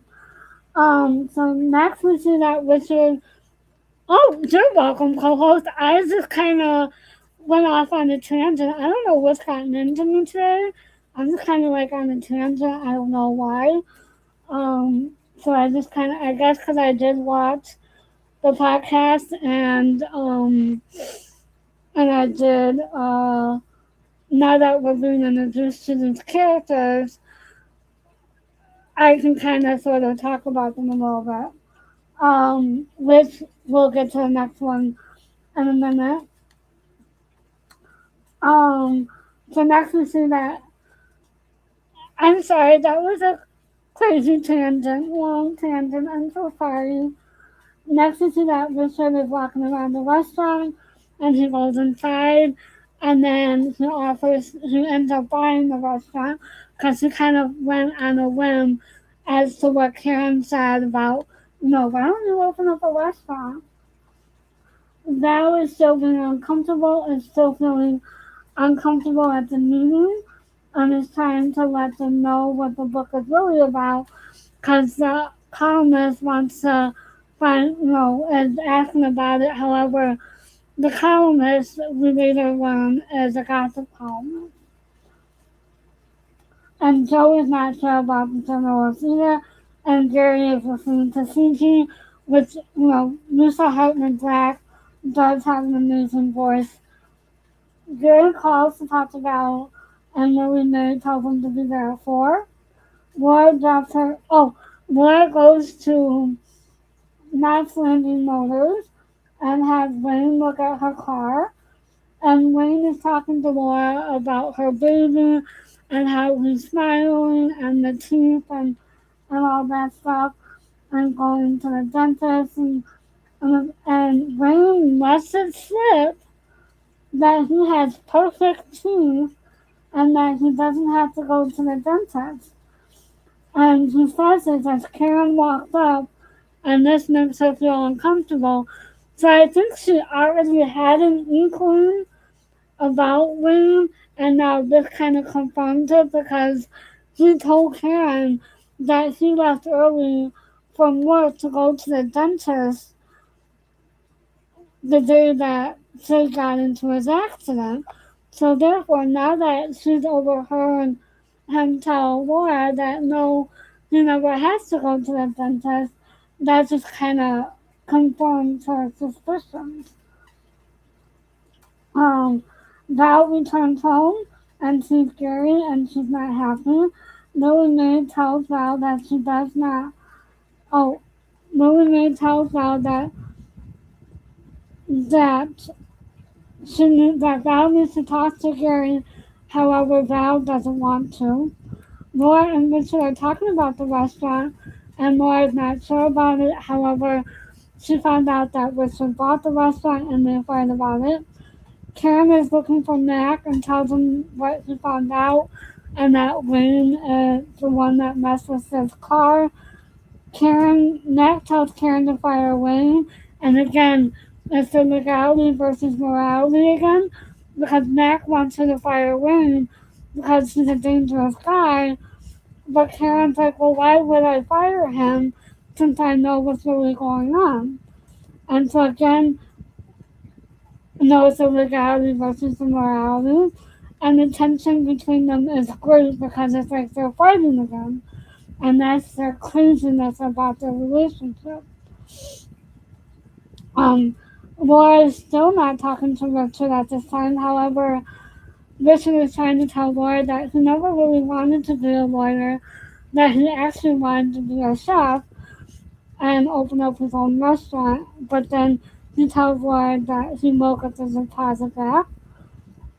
Gary goes to see Kenny about CG and offers to go off, ask him to go out with him and Abby to go see her at the restaurant. And then Ginger feels funny and then asks Lily Mae to babysit, and Lily Mae refuses because why would she help them to go see Gary if, you know, if, uh, if they, why would she watch her if they're gonna go see Gary? However, um, and then next we see that Karen is looking for Wayne, and he about scares her. She wants to know about the parts deal, and she tells him to let her know when to get the money ready and when the deal basically goes down. Val is having pictures taken for her book, and it's starting to be a little bit too much for her. She's not used to it. Val goes upstairs and Joe goes to talk to her, and Joe tells her that, there's a lot of people that are counting on her, and she realizes that, they're sticking their necks out for her. Lily Mae leaves the house, and she's up to something. Richard is working on the house, and Laura surprises him and gives him the money for the restaurant and tells him that she trusts him now. Gary, Abby, Kenny, and Ginger are listening to CG perform, and they are impressed. However, Kenny does say something about her wardrobe being too flashy. Lily Mae calls Gary at the restaurant, and then she also calls Val to go help her. However, she does not need help. She just wants him to talk. Gary leaves and Abby is not happy about it. Susie talks to Kenny about her music, and Abby comes back to the table upset, and she walks away. Marshall is that in between guy between um Wayne Wayne, Frank, and Roy. So Marshall gets a call from Wayne and tells him that they are ready to go. However, Karen is leaving the dealership. The deal will go down next week. Val goes to get Lily Mae, and then Lily Mae leaves Gary and Val to talk. They talk, but do not work anything out. She does not want to. Val doesn't want to talk about what happened, and then Val does ask Gary how he has been, which I think is nice of her to do. Gary tells Val that he misses her, and Val tells him that she is mad, angry, and hurt, and does not want to lose it at this time. Like, she wants to hold on to it. And this scene, this is why I think that Gary is not really wanting to be with Abby, because he still loves Val, in my opinion, and then Val still loves Gary, but she is extremely hurt. So basically, again, I'm saying, and co-host, please jump in about this because I don't think you were here when I first mentioned this. I'm wondering how much of this is Gary wanting to be with about Gary and his inheritance, as opposed to Gary still wanting to be with Val. So I think like at this moment Gary is so in love with Val and still wants to be with her. However, I'm not sure. I don't know how I feel about it, and that's where I'm at. So, and again,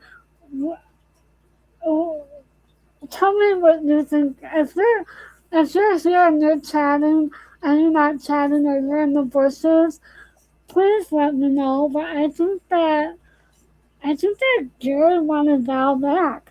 I think he was lying to Abby about the inheritance. So I don't know. And he was just trying to find a way to get her back and to get back into her good graces. That's just my opinion. But I could be completely wrong about it. Co-host, tell me what you think. And again, we see Karen and Mack fighting. That's their, that's their MO. That's how they fight, and that's how they're trying to build their relationship. Um, I think that uh, you know, Mac is really concerned about Karen. Um, and then we'll see that in the next episode as well. Um, yeah, we'll see that in the next episode. He wants Karen to fire Wayne, um, but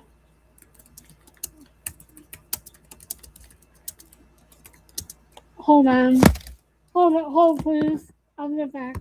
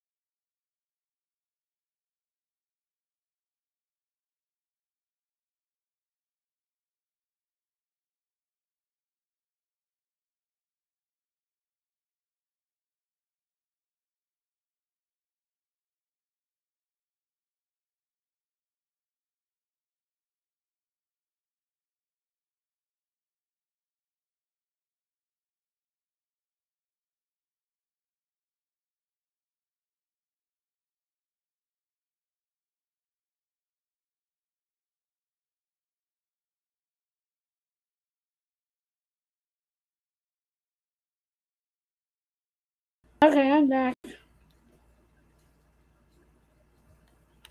Oops.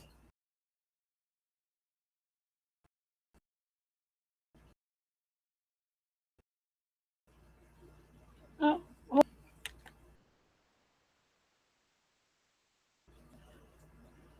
okay. Okay, hold on. Let's see.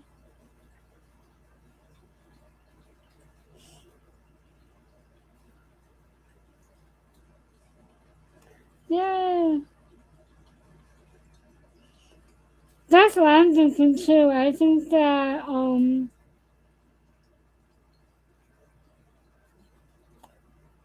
wow. Sorry, I'm just looking at something real quick. It looks like I'm getting my medication that I got today. Yeah, I think that he did. I think that he wanted Val back, and I think that, like I said, um, uh, that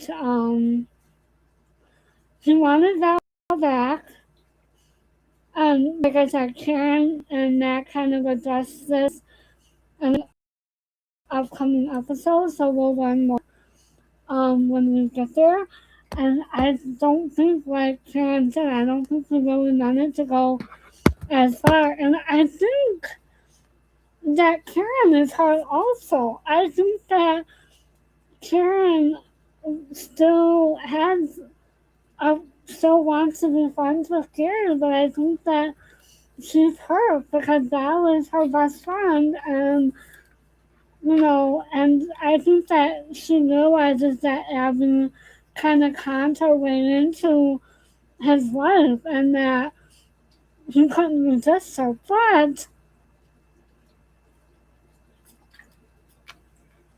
But I also think that Gary has a bad history of cheating because he did cheat with Val.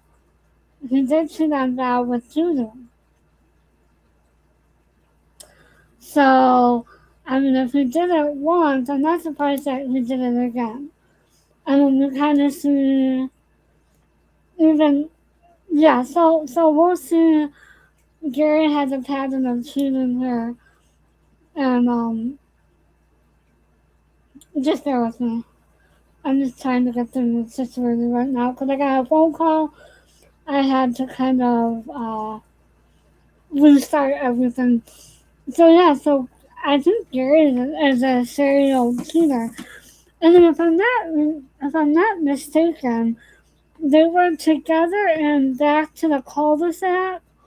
But then when the Dallas reboot happened, they were not together. So they always had this on again, off again. I wonder how many times that they actually got married and divorced. Hmm. If anybody knows, let me know in the comment section down below. Because I know on the actual show, it was 3 times, right? And then, because they got married on Dallas, then they got divorced, and they got married again. And then I'll have to Google that. Co-host, do you know how many times they got married and divorced? I would love to know that stat. And do you think that Gary is a serial cheater? And do you think that, hold on, let me type this, because I think that you can see my messages quicker than you can see my comment. Do you think that Gary is a serial cheater?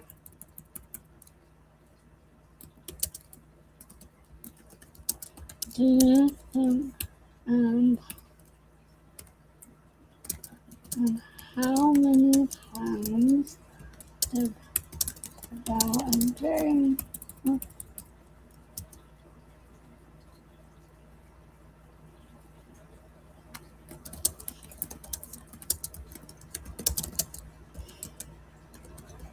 divorced? Do you think that at this time tears for Gary despite what he did to Val because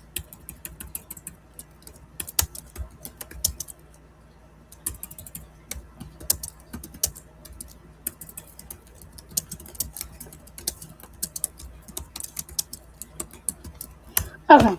So there's a couple of questions in there for you calls in the background.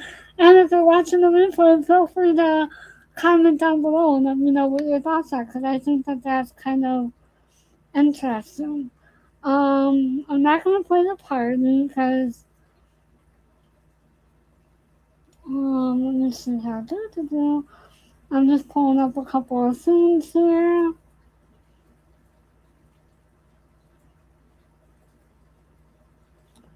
Um, there's not gonna be a lot of scenes from these next couple of episodes.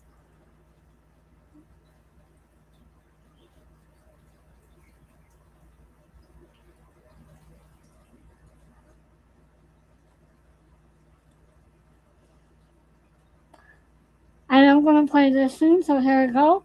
This is in quantity to series policy.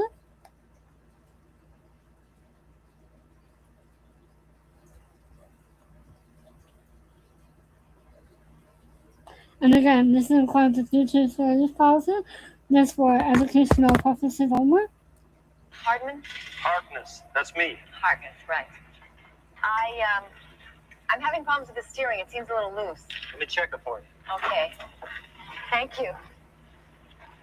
See, Laura feels comfortable enough with them that she left the baby in the car, and then we'll hear when that Karen comes up behind him when he's mentioning about his teeth and dentist. So again, this is quantity to series policy.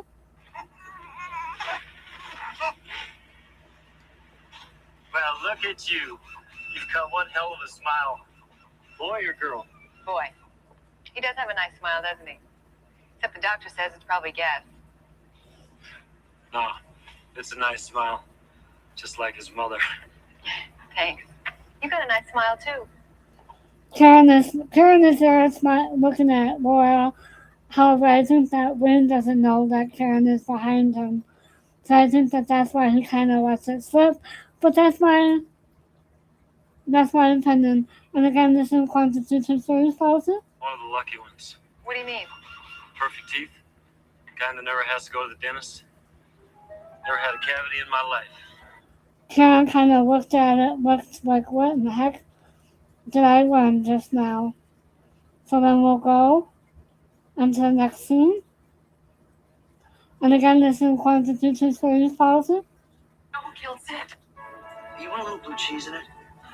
Out early that day, but then he came back or he never left. But he did the brake job. No. Yeah, I thought I was going to pick you up. I know who killed Sid. What? Wayne Harkness. He clocked out early that day, but then he came back or he never left. But he did the brake job. No. Yes. No, Karen, come on. We checked everybody out. Harkness, the guy who did the dentist, right?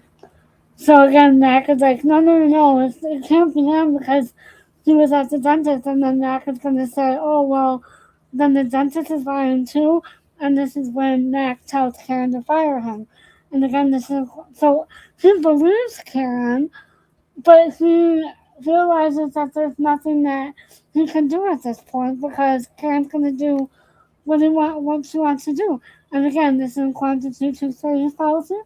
Yeah, well, that's what he says, but I know he's lying. If he's lying, so's the dentist. Is that so unprecedented? Oh, come on, Mac. Come on, what? What do you want me to do? If it's Harkness, fire the guy. Fire him. Why would I do that? So he could go and do it to someone else? Do what to someone else? Huh? You can't prove anything. Look, we can make him confess. So Karen doesn't realize what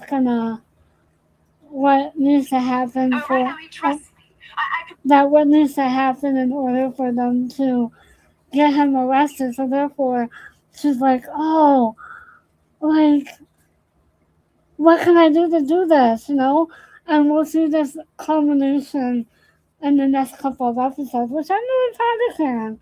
And again, I said legality versus morality. And Mack is having a hard time with it because I think he's already in love with her, and he doesn't want to have to arrest her. He doesn't want to press charges, anything like that. He's so in love with her that he doesn't know what to do. But he knows that she's going to do whatever she wants. And he's learning that her gut is always right. And we'll see that. And again, this is according to future series policy. Work on him. I could work on him. We could nail him. I mean, is it so unthinkable that I could win? Wrong. The only thing you're gonna do is fire the guy. I am not. Why would I do that? I lose my advantage. What advantage? So again, Mack is like, you need to fire him. Let him go. And again, this is in Constitution 30 policy. First you say the guy's a killer, then you want him working for you. Yes. Why? So the kids can become orphans instead of just losing their father? You want me to let a killer go free? Do you know who you're playing with here, Karen? Huh? These are bad people.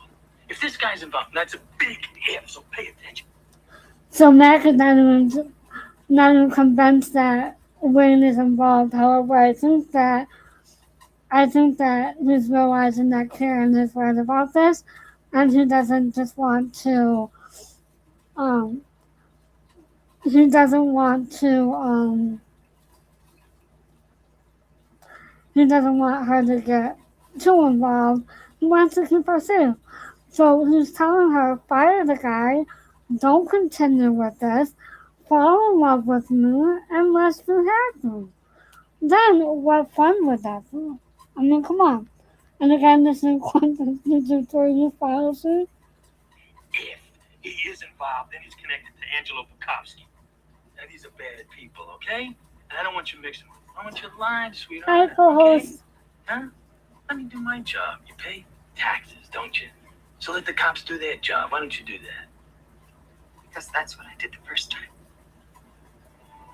And they blew it. So basically, Karen is just trying to let Mack know that she's doing this because she wants justice for Sid. However, you know, she's going about it the wrong way.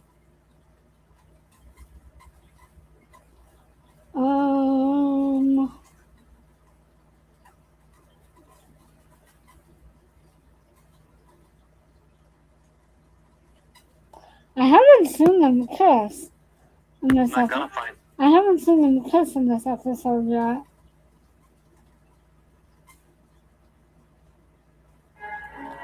So, co-host, did you see my questions?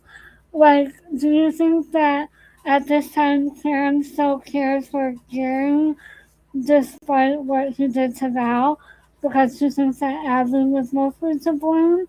And then also, the other question I have, do you think that Gary is here? And how many times did Gary get married and divorced? Also, and then if you have any thoughts about if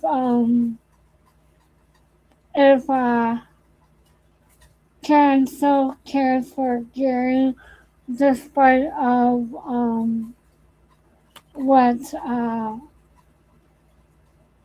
what he did to Val. Let me know. Oh gosh, hold on. Oh, no.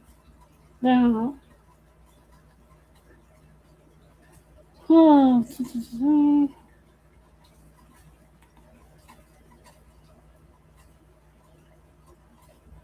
bear with me.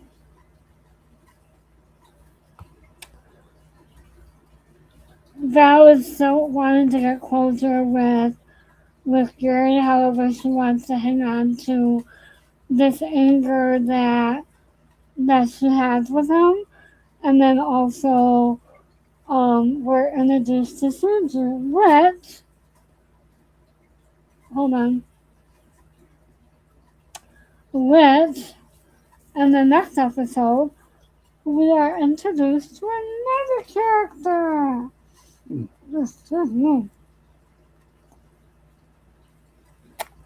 Okay, so Season 4, episode 4 is...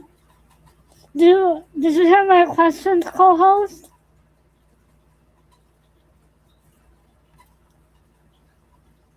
Did you hear my questions or see my questions? I just kind of want to know what your thoughts are on those.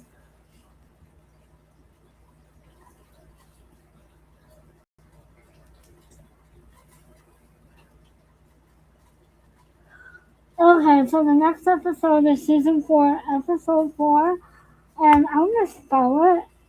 Oh wait, hold on. I got ice cream on my phone charger. No. Okay.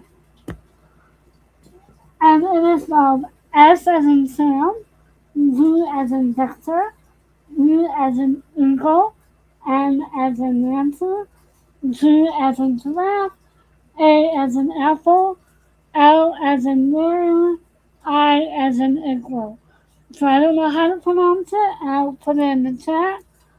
Season 4, episode 4, title S-E-A.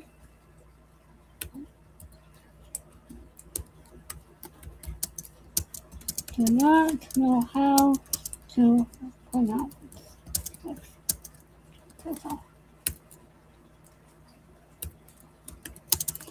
Okay. So, the episode opens with Melinda at home having coffee and reading who will be on the Mike Douglas show. Val walks in and they discuss who's going to be on it. Val tells Melinda it's a dream that she has not been waiting for. However, Melinda says it's a dream that we all have been waiting for. Diana is taking the vacuum over to Abby's and Karen doesn't want her to. Karen tells Diana that she does not like Abby, and Diana tells Karen and Gary tell Karen that Gary and Val's marriage was already going downhill, and Karen tells Diana that she fired Abby because she asked, well, how come you're mad at Abby and not at Gary? So that's why I think that, Karen still cares for Gary because Abby is mostly to blame in her eyes. That's just my opinion. Let me know what you think.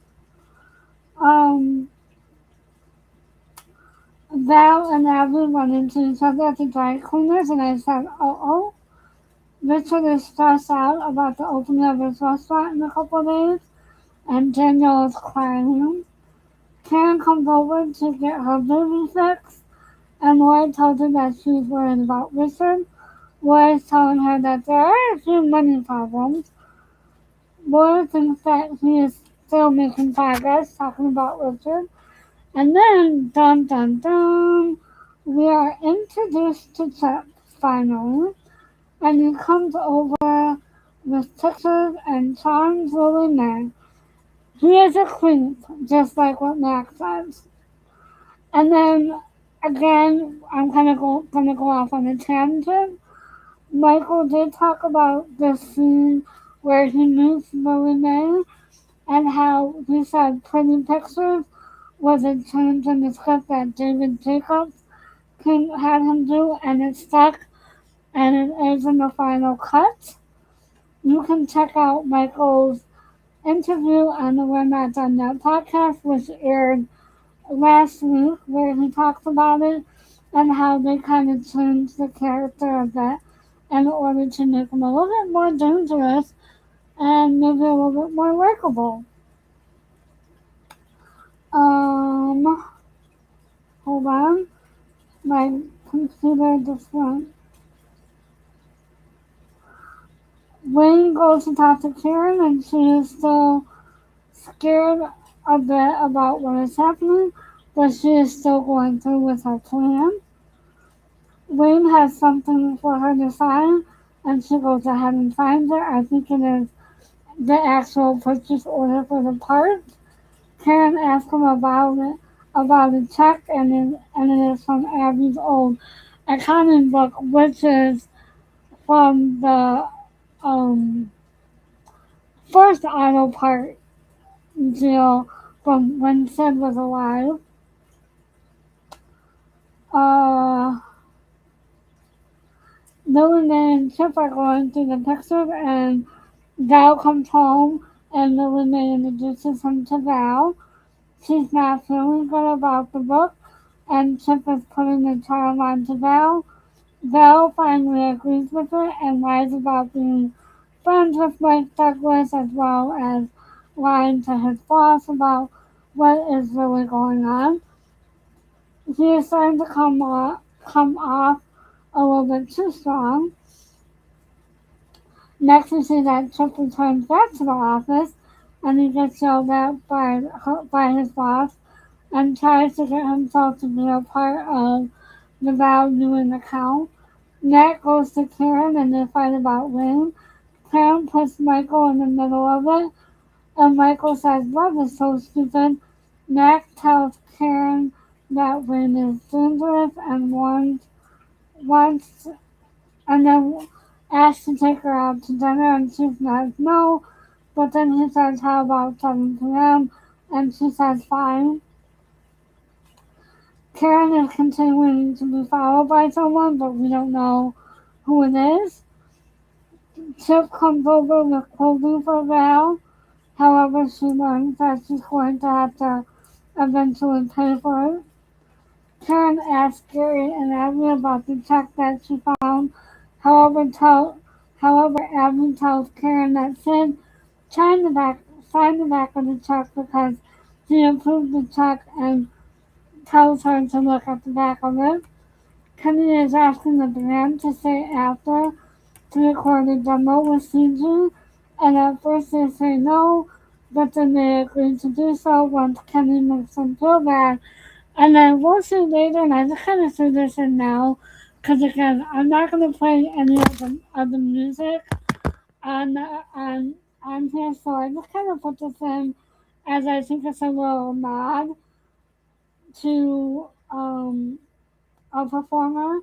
So they agreed to do so, and then once Kenny makes them feel bad, and then once they practice, or once they do the take, Suzu asked if they could do it again, and then lo and behold, the band agrees. So it's almost like when Miss Lynn first recorded Honky Tonk Girl, and the producer or whoever in charge of the record label at the time offered to bring in better musicians. So I think that that is also a nod to country music as well.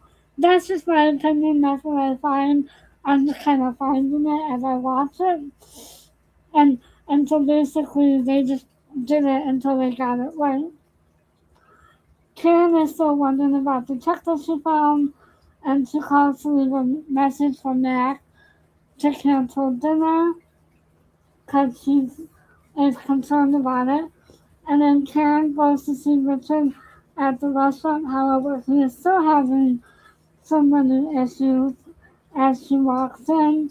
Karen talks to him about how great it is looking, and Karen wants to talk about what she is wanting to do with the pipe seal and what is concerned. However, Richard wants her to leave it alone, but Richard said that she's not him, and that she's going to do whatever she feels is right, no matter what anyone else says. And then next we learn that Karen wants to invest in the restaurant, and then she gives her money, and Richard says thank you.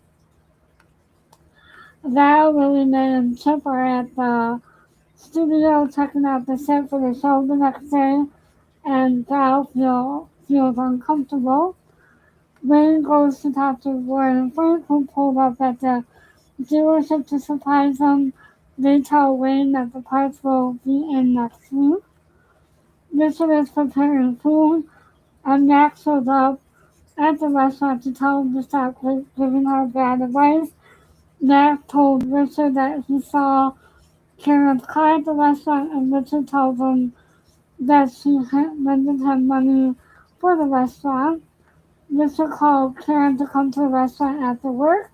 However, which I think this is funny, he is setting her up with Matt to get him to see Matt, to get her to see Matt, which I think is really cute. Lily Mae and Val showed up at the studio for the show, and then I put down here Jaja Gabor guest starred on the episode. Karen leaves the dealership and is still being followed. Gary and Abby watch the Mike Douglas show, and Val tries to leave before she goes on. Mack is helping Richard, and Karen walks in and sees Mack there and asks what he's doing there. And then they kind of start to fight, and Richard eat first, talk later. Everyone, and then the interview happens, and everyone is proud for Val, including Jaja. Karen and Mack are leaving, and Richard asks them to make reservations for opening night. And Mack has not asked Karen yet, and then he does, so they're going to go together. Uh, Mack tries to get her to go to his apartment. I think another ad lib at the end. Karen knew, and then we find out that Karen knew that Mac was there the whole time because she saw his car in the parking lot. Um, and that was signing autographs. And I put this in. I think that the people that she's signing an autograph for is actually some of the actors or the producers, their kids that are there signing while she's signing autographs. So yeah, so that is episode 4. And again, not a lot there because it was a lot to do with the performance and the Mike Douglas show, so I didn't really talk about that. Again, we're seeing the culmination of the Mac Karen of it all. And then once we get past the storyline, there's going to be a little bit more. And again, this is where the show got a lot more serialized, was at this point. So co-host, you didn't answer my questions. um, I'm gonna go ahead and see what scenes I want to play from this episode. So just bear with me. Stop giving Karen bad advice. Go ahead and go in.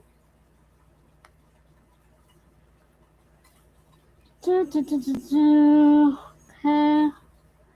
Karen, Diana and Karen talking about Abby. Richard and Karen talking about, Karen talking about Richard, the deal.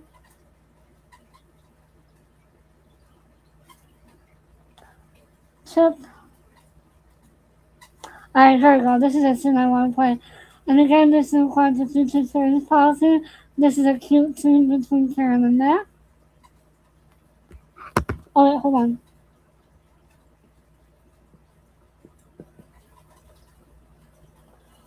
And again, this is according to future series policy.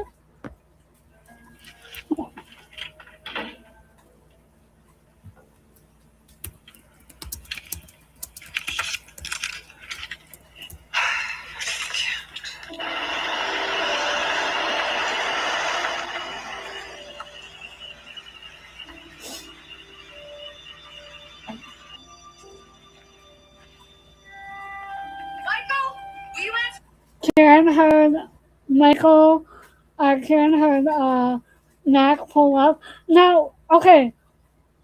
Now here's the thing. You notice this whole time that I'm talking about Karen and Mac, I never once mixed up Sid and Mac. I think that's interesting. Cause like the whole first 3 seasons, I kept on calling Sid Mac. And now I'm not doing it. That's very interesting. Dun dun dun. So, Karen hears Mack pull up, and she tries to tell Michael to tell him that she's not there. Um, Hold on 1 second. Okay.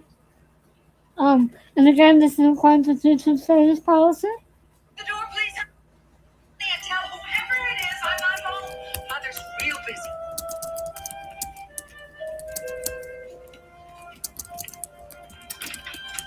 Hey, Mike, let me know, big guy. My mom's not here. You kidding? I saw her car on the driveway. Was she next door? No, she's upstairs. No, she's not here. So Michael messes up and says that Karen's upstairs, which I think is pretty hilarious. And again, this is according to YouTube service policy. Oh, she's not, huh? Oh, okay. I'll tell you, when she gets back, you tell her I stopped by Knotslanding Motors today and ran into someone I didn't expect to see. Oh, yeah? Who's that? Wayne Harkness, who's still working there. So Mack was still surprised that Wayne is still working there. And the fact that he just dropped by. I don't know, but I don't know what it is though. Like,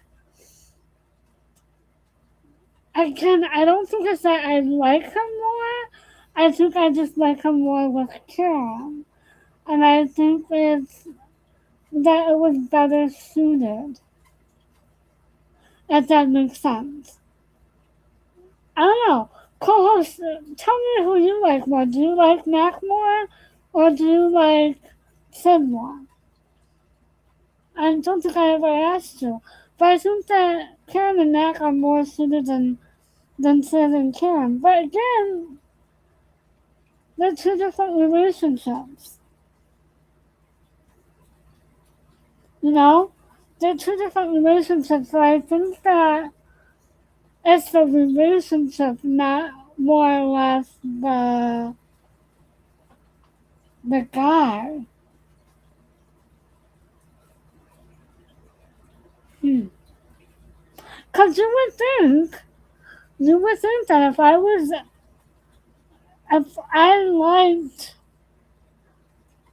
liked Tommy Lee Jones and Coleman decided that I would have liked Sid. You would think. But I just think it's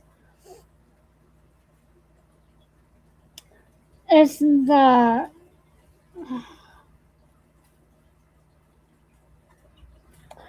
I think it's the chemistry. I think they just have better chemistry. And I think that Kevin Dobson made sure that they had good chemistry because they wanted to portray a real marriage. That's just my opinion. And like I said before, I think that Don Murray was more or less to the script and he wasn't. Yes, a different dynamic and a different type of relationship and a different because again, you would think if I liked Tommy Lee Jones and Coleman decided that I would have liked Sid more. But I think that it's a different dynamic. It's a different type of relationship. But I think it's also the chemistry. And I think it's because there's a lot, and we'll see this a lot more in the upcoming episodes, but they have a lot, Karen and Mack have a lot more intimate scenes than what we saw with Sid and Karen, in my opinion. So I think that Sid and Karen didn't have a lot of intimate scenes, and then Karen and Mack did, and I think that, again, it was more or less due to the censorship of the 70s and 80s versus the mid to late 80s and into the 90s that they were able to get away with a lot more. And Michelle and Kevin really pushed the envelope on that, which I don't think that Don Murray was willing to do that. That's my opinion. So I think it was more or less the way that they pushed the envelope. And again, like what Michelle said today, you never knew where Kevin was gonna come from as to what angle and what he would do next. And even William Devane was the same way. So, so again, I think it's more or less the chemistry and the fact that they, in the later years, pushed the envelope a lot more. And that's my opinion.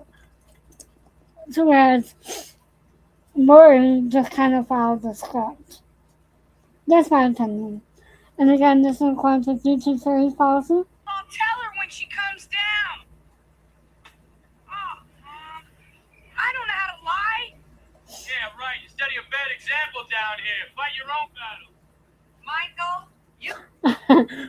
LOL. That's hilarious. So Mack is telling Karen to come down and have some, and so that he can fight with someone his own. LOL.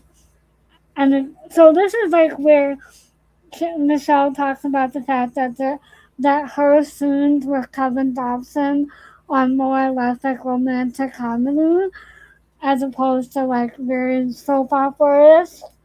That's not their scenes aren't very soap opera or nighttime drama. They're very romantic comedy. And she's right. She's right.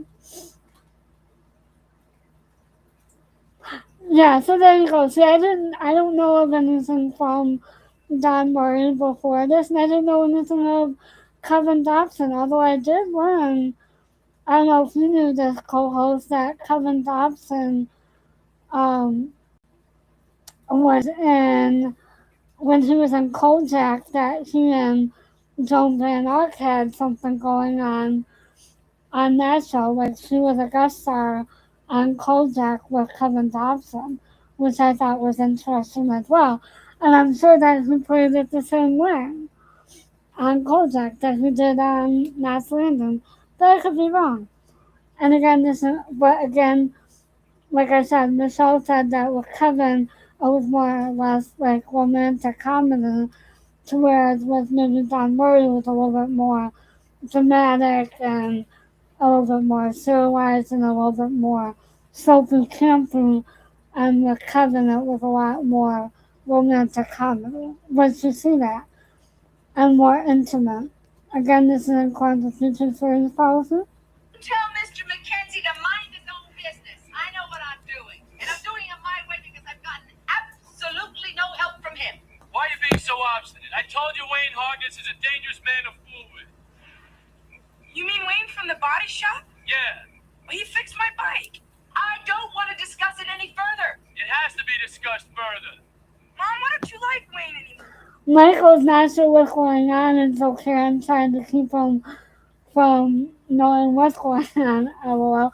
And I think that the show really did a good job with introducing back to the kids and giving them more lines and more storylines. So I think we'll see this a lot more. And again, we really didn't see Karen's kids before, and now we're seeing them more. And again, this is according to teacher series policy. I refuse to say another word. We'll have to discuss this another time. Suit yourself. How about dinner tomorrow night? No. What time? 7. All right, take it easy. So that's funny. Karen didn't want to go out, but then she decided.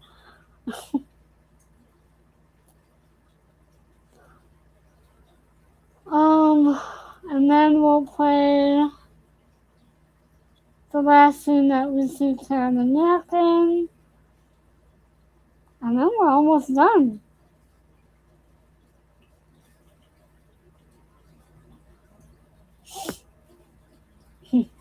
Right? Wasn't that hilarious?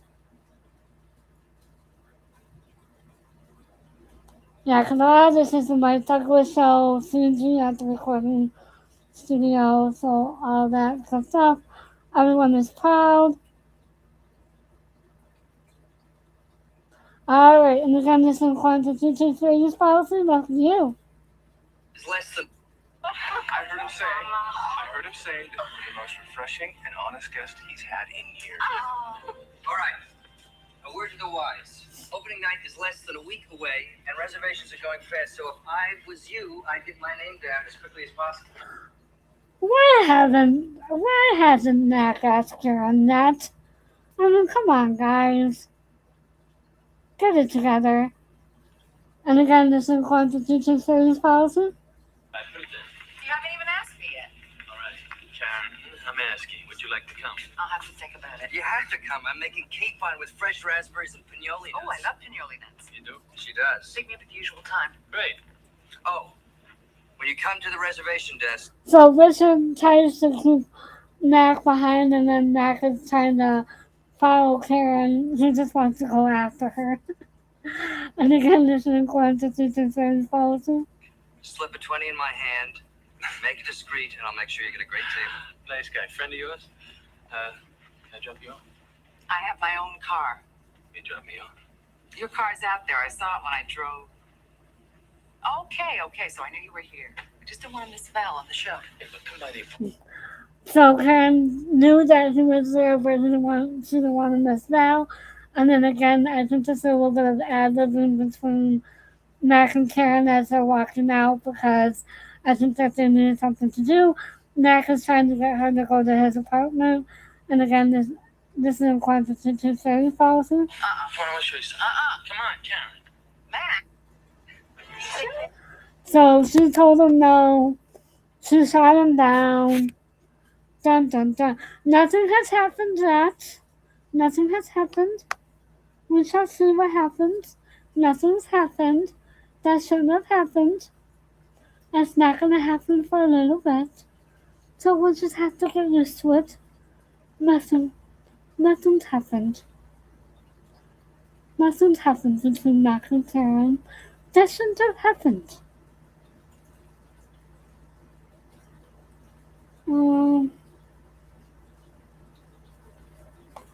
So, yeah. So, anyways, so we see that Mac is still trying to get Karen to go to his apartment. However, she refuses. This becomes an issue in a couple of episodes between Mac, Diana, and Karen. And then that becomes their first split up. And we'll learn a little bit more about that. Bear with me 1 second. I just want to check on something. So we saw Val being nervous about the Mike Douglas show.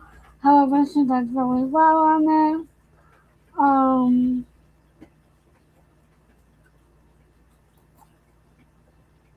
Let's see.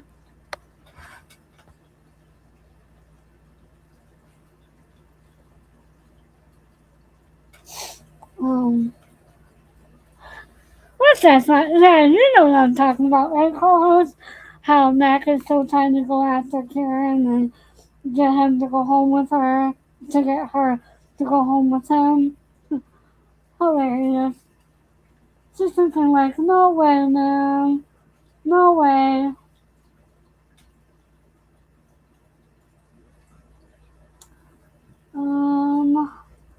Bear with me 1 second. I'm just trying to log into something.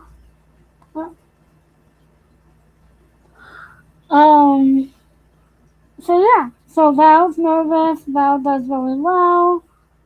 And then, so none of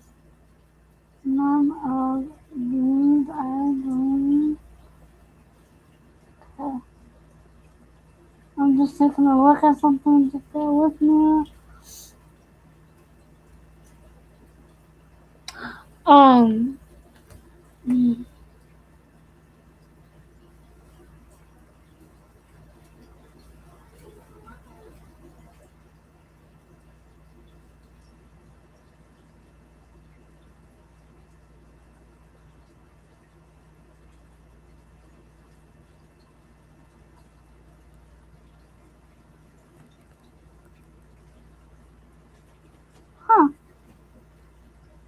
Okay, that's interesting.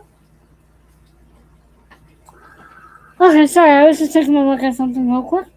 Um, so yeah, so Mac is trying to get Karen to go to his apartment. She doesn't want to, however, they haven't done anything yet, and we'll run that in later episodes. And then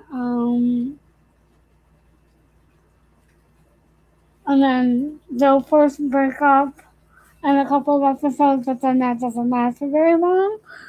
Which I'm not surprised because Karen and Mac belong together. Um, do, do, do, do.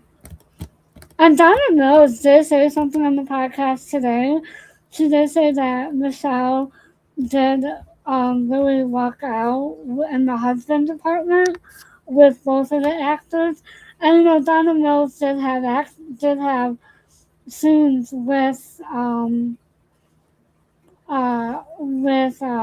Murray, so she kind of knew that. And then again with with Mac and with Mac, you know, she was just like, well, yeah, that's kind of cool. Um,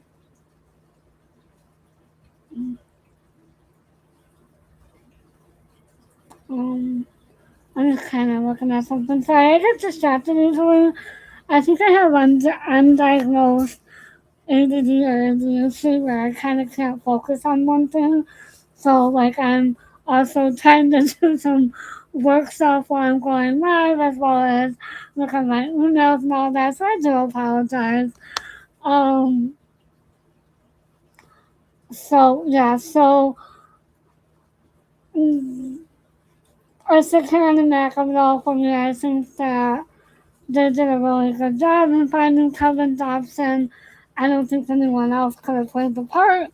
And like I said, from day one, he and Michelle would go into her dressing room, practice the lines, and then even that, I wasn't always sure what Kevin was going to do. So again, you know, their parts were more romantic comedies than anything else. Um, well, and Richard was still working on their relationship. However, we didn't see a lot. We'll see them more in the next couple of episodes. Um, Ginger and Kenny, we haven't seen a lot. However, we will see them a little bit more together. Kenny is still working with Suji on her demo, and again, I liken to the fact that they kind of pulled a little bit of what happened to Miss Lynn in her first recording session instead of when she recorded Honky Tonk Girl. I kind of almost think that they kind of pulled a little bit from that. And again, I think that the music that they chose is more of an 80s, 90s country feel. Where it's a little bit more poppy, but not really poppy. That's just my opinion. Like I said, I'm not going to play any of the music because I don't want to get hit. And then trying to think of what else I've missed. Abby and Gary or something, Abby and Gary. We really didn't see a lot of them in this episode, other than when. Did we see Abby and Gary in this episode? I don't think so. I don't think they were really in this episode. If they were. Oh no, we did. Abby and Gary did watch Val on the Mike Douglas show. So, we did see them a little bit. But, I am gonna look this up because now I'm curious. Oh wait, hold on.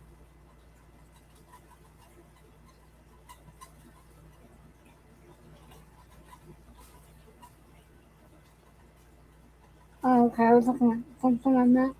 Okay, so did the Jacobs do the knots landing? Oops, hold on. I'm just looking something up real quick on my phone.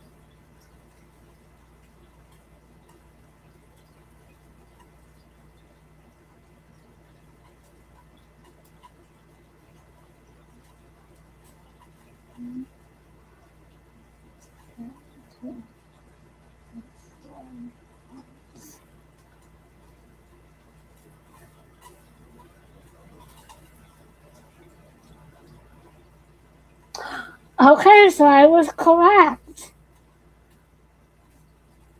It is unknown. This is on Google.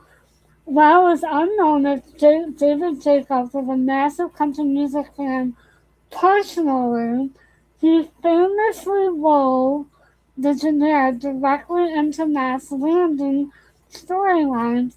Most notably, he built a major character arc around Millie Clements, who was explicitly written as a struggling country singer. Her musical ambitions heavily influenced the show's drama. And then also the country music connection and the show also spilled over into real life. Actress and singer Lisa Hartman, who played Cece Dunn and later Cassie Gary Rush, started as a rock singer on the show, but eventually married real-life country music megastar Clint Black. So,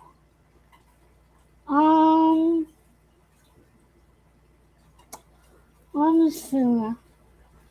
Did David Jacobs take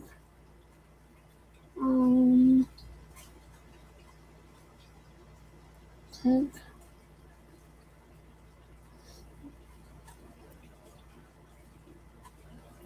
storylines from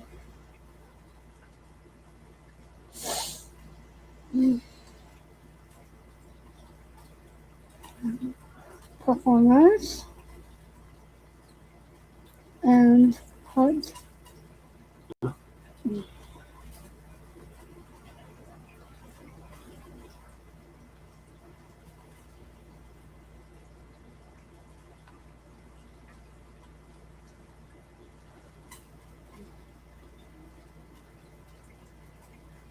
okay.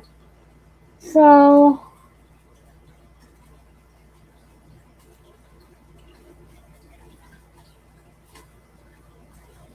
okay. So while it is unknown, there are some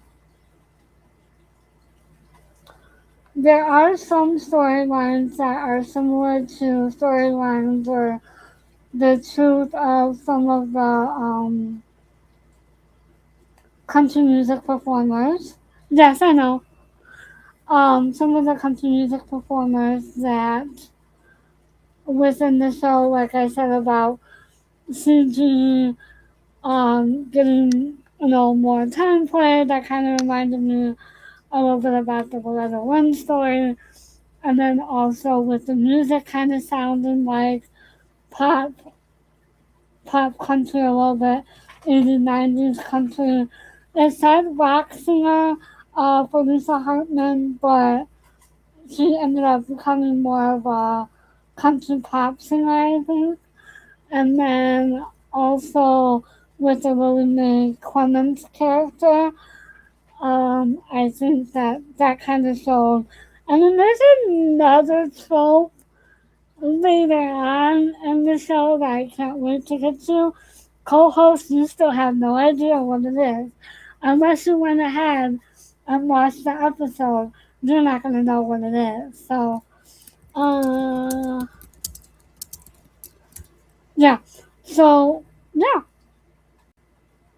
So, co-host, anything to add? Anything to say? Any thoughts, concerns, feelings?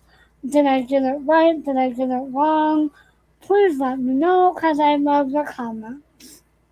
And while I'm waiting for her, again, do you see the legality versus morality thing with Karen and Mack? I think that's why I like it. I think that there's just so much more to unpack with their relationship than there was with Sid and Karen. That maybe that's why I can connect with it a little bit more. I don't know. Like I like Sid. I liked his character. I liked him with Karen. But I think there's a little bit more to unpack with with Mack and Karen now than there was to unpack with Sid and Karen. Does that make sense? I just think that, like I said, with Sid and Karen, there wasn't really a lot to unpack unless it was with his ex-wife and with, that, what was her name? Linda at the dealership was whatever happened to her. You never know. Like, just with Abby, did she just leave? Did she quit? Did she get fired? You never know. We never found out what happened with her. So I think that, there's just a lot more to unpack with Karen and Mac. And I think that that's what it is. There's a lot more there. And there will be a lot more. And I think that they were able to give Karen a lot more storylines after Sid left and help build her character a little bit more. Okay, so I am one. So it's not necessarily like I like one more or the other. It's just I like maybe the storylines and the chemistry and the fact that there's more to unpack. Okay, okay, that makes sense. And again, you think about it, in the show, Karen was 7 years younger than Sid, and now Mac is younger than Karen. So Mac is not afraid to stand up to Karen, just like Karen is not afraid to stand up to Mac. To where I think with Sid, she may have been a little bit more afraid to do that. With some things.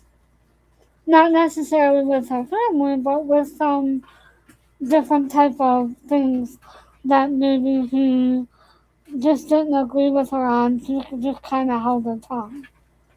That's just my opinion. But, um, okay, okay, yeah. And then again, like I said, I think that what we learned that Gary still wanted to be with Val, and that Abby was just a distraction.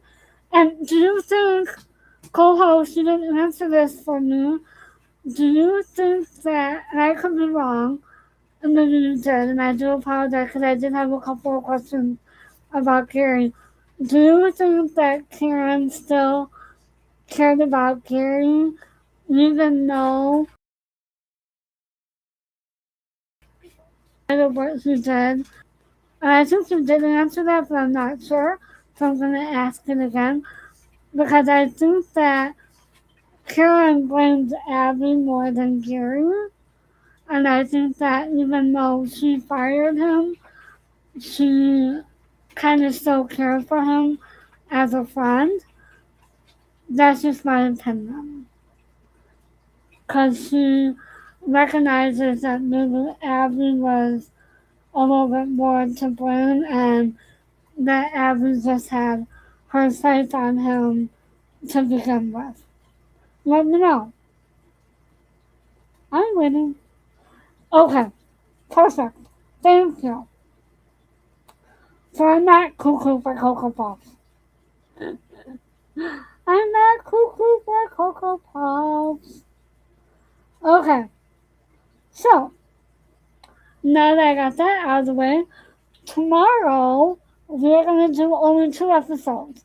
Like I said, today we did 4 because of the fact I had to redo episodes 1 and 2. So we're gonna do. So we did 1 through 4. We're gonna do 5 and 6 tomorrow, and then we will just keep it moving. There are. Let me see. There are.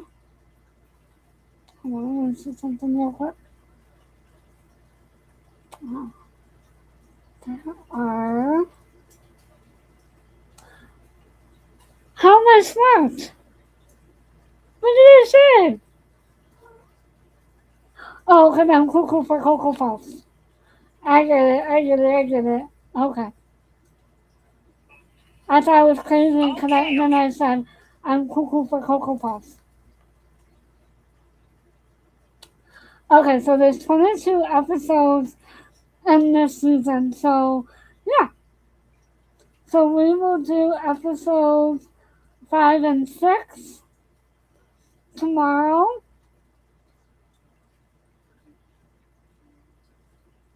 and that's going to be 5 as the culmination of the auto parts scandal. Dun dun dun. So we will finish out that storyline, and then we will. Oops! Are you kidding me?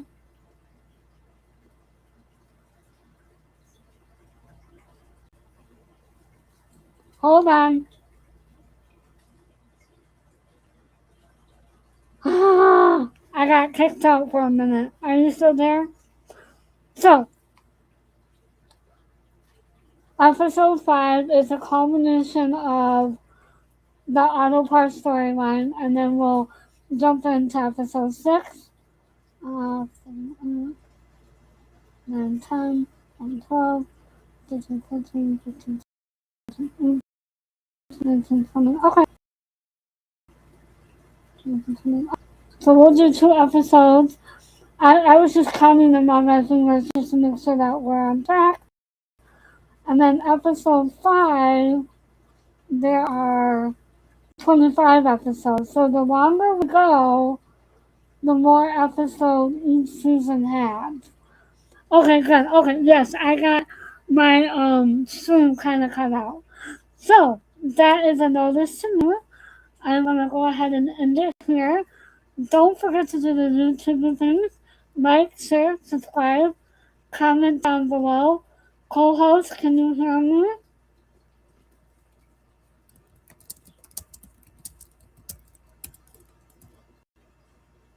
Okay, so just in case, like, comment, share, subscribe, turn the bell notification on, and don't forget that link down below as the We're Not Done Yet podcast, with the new episode from today, and then last week's episode that I did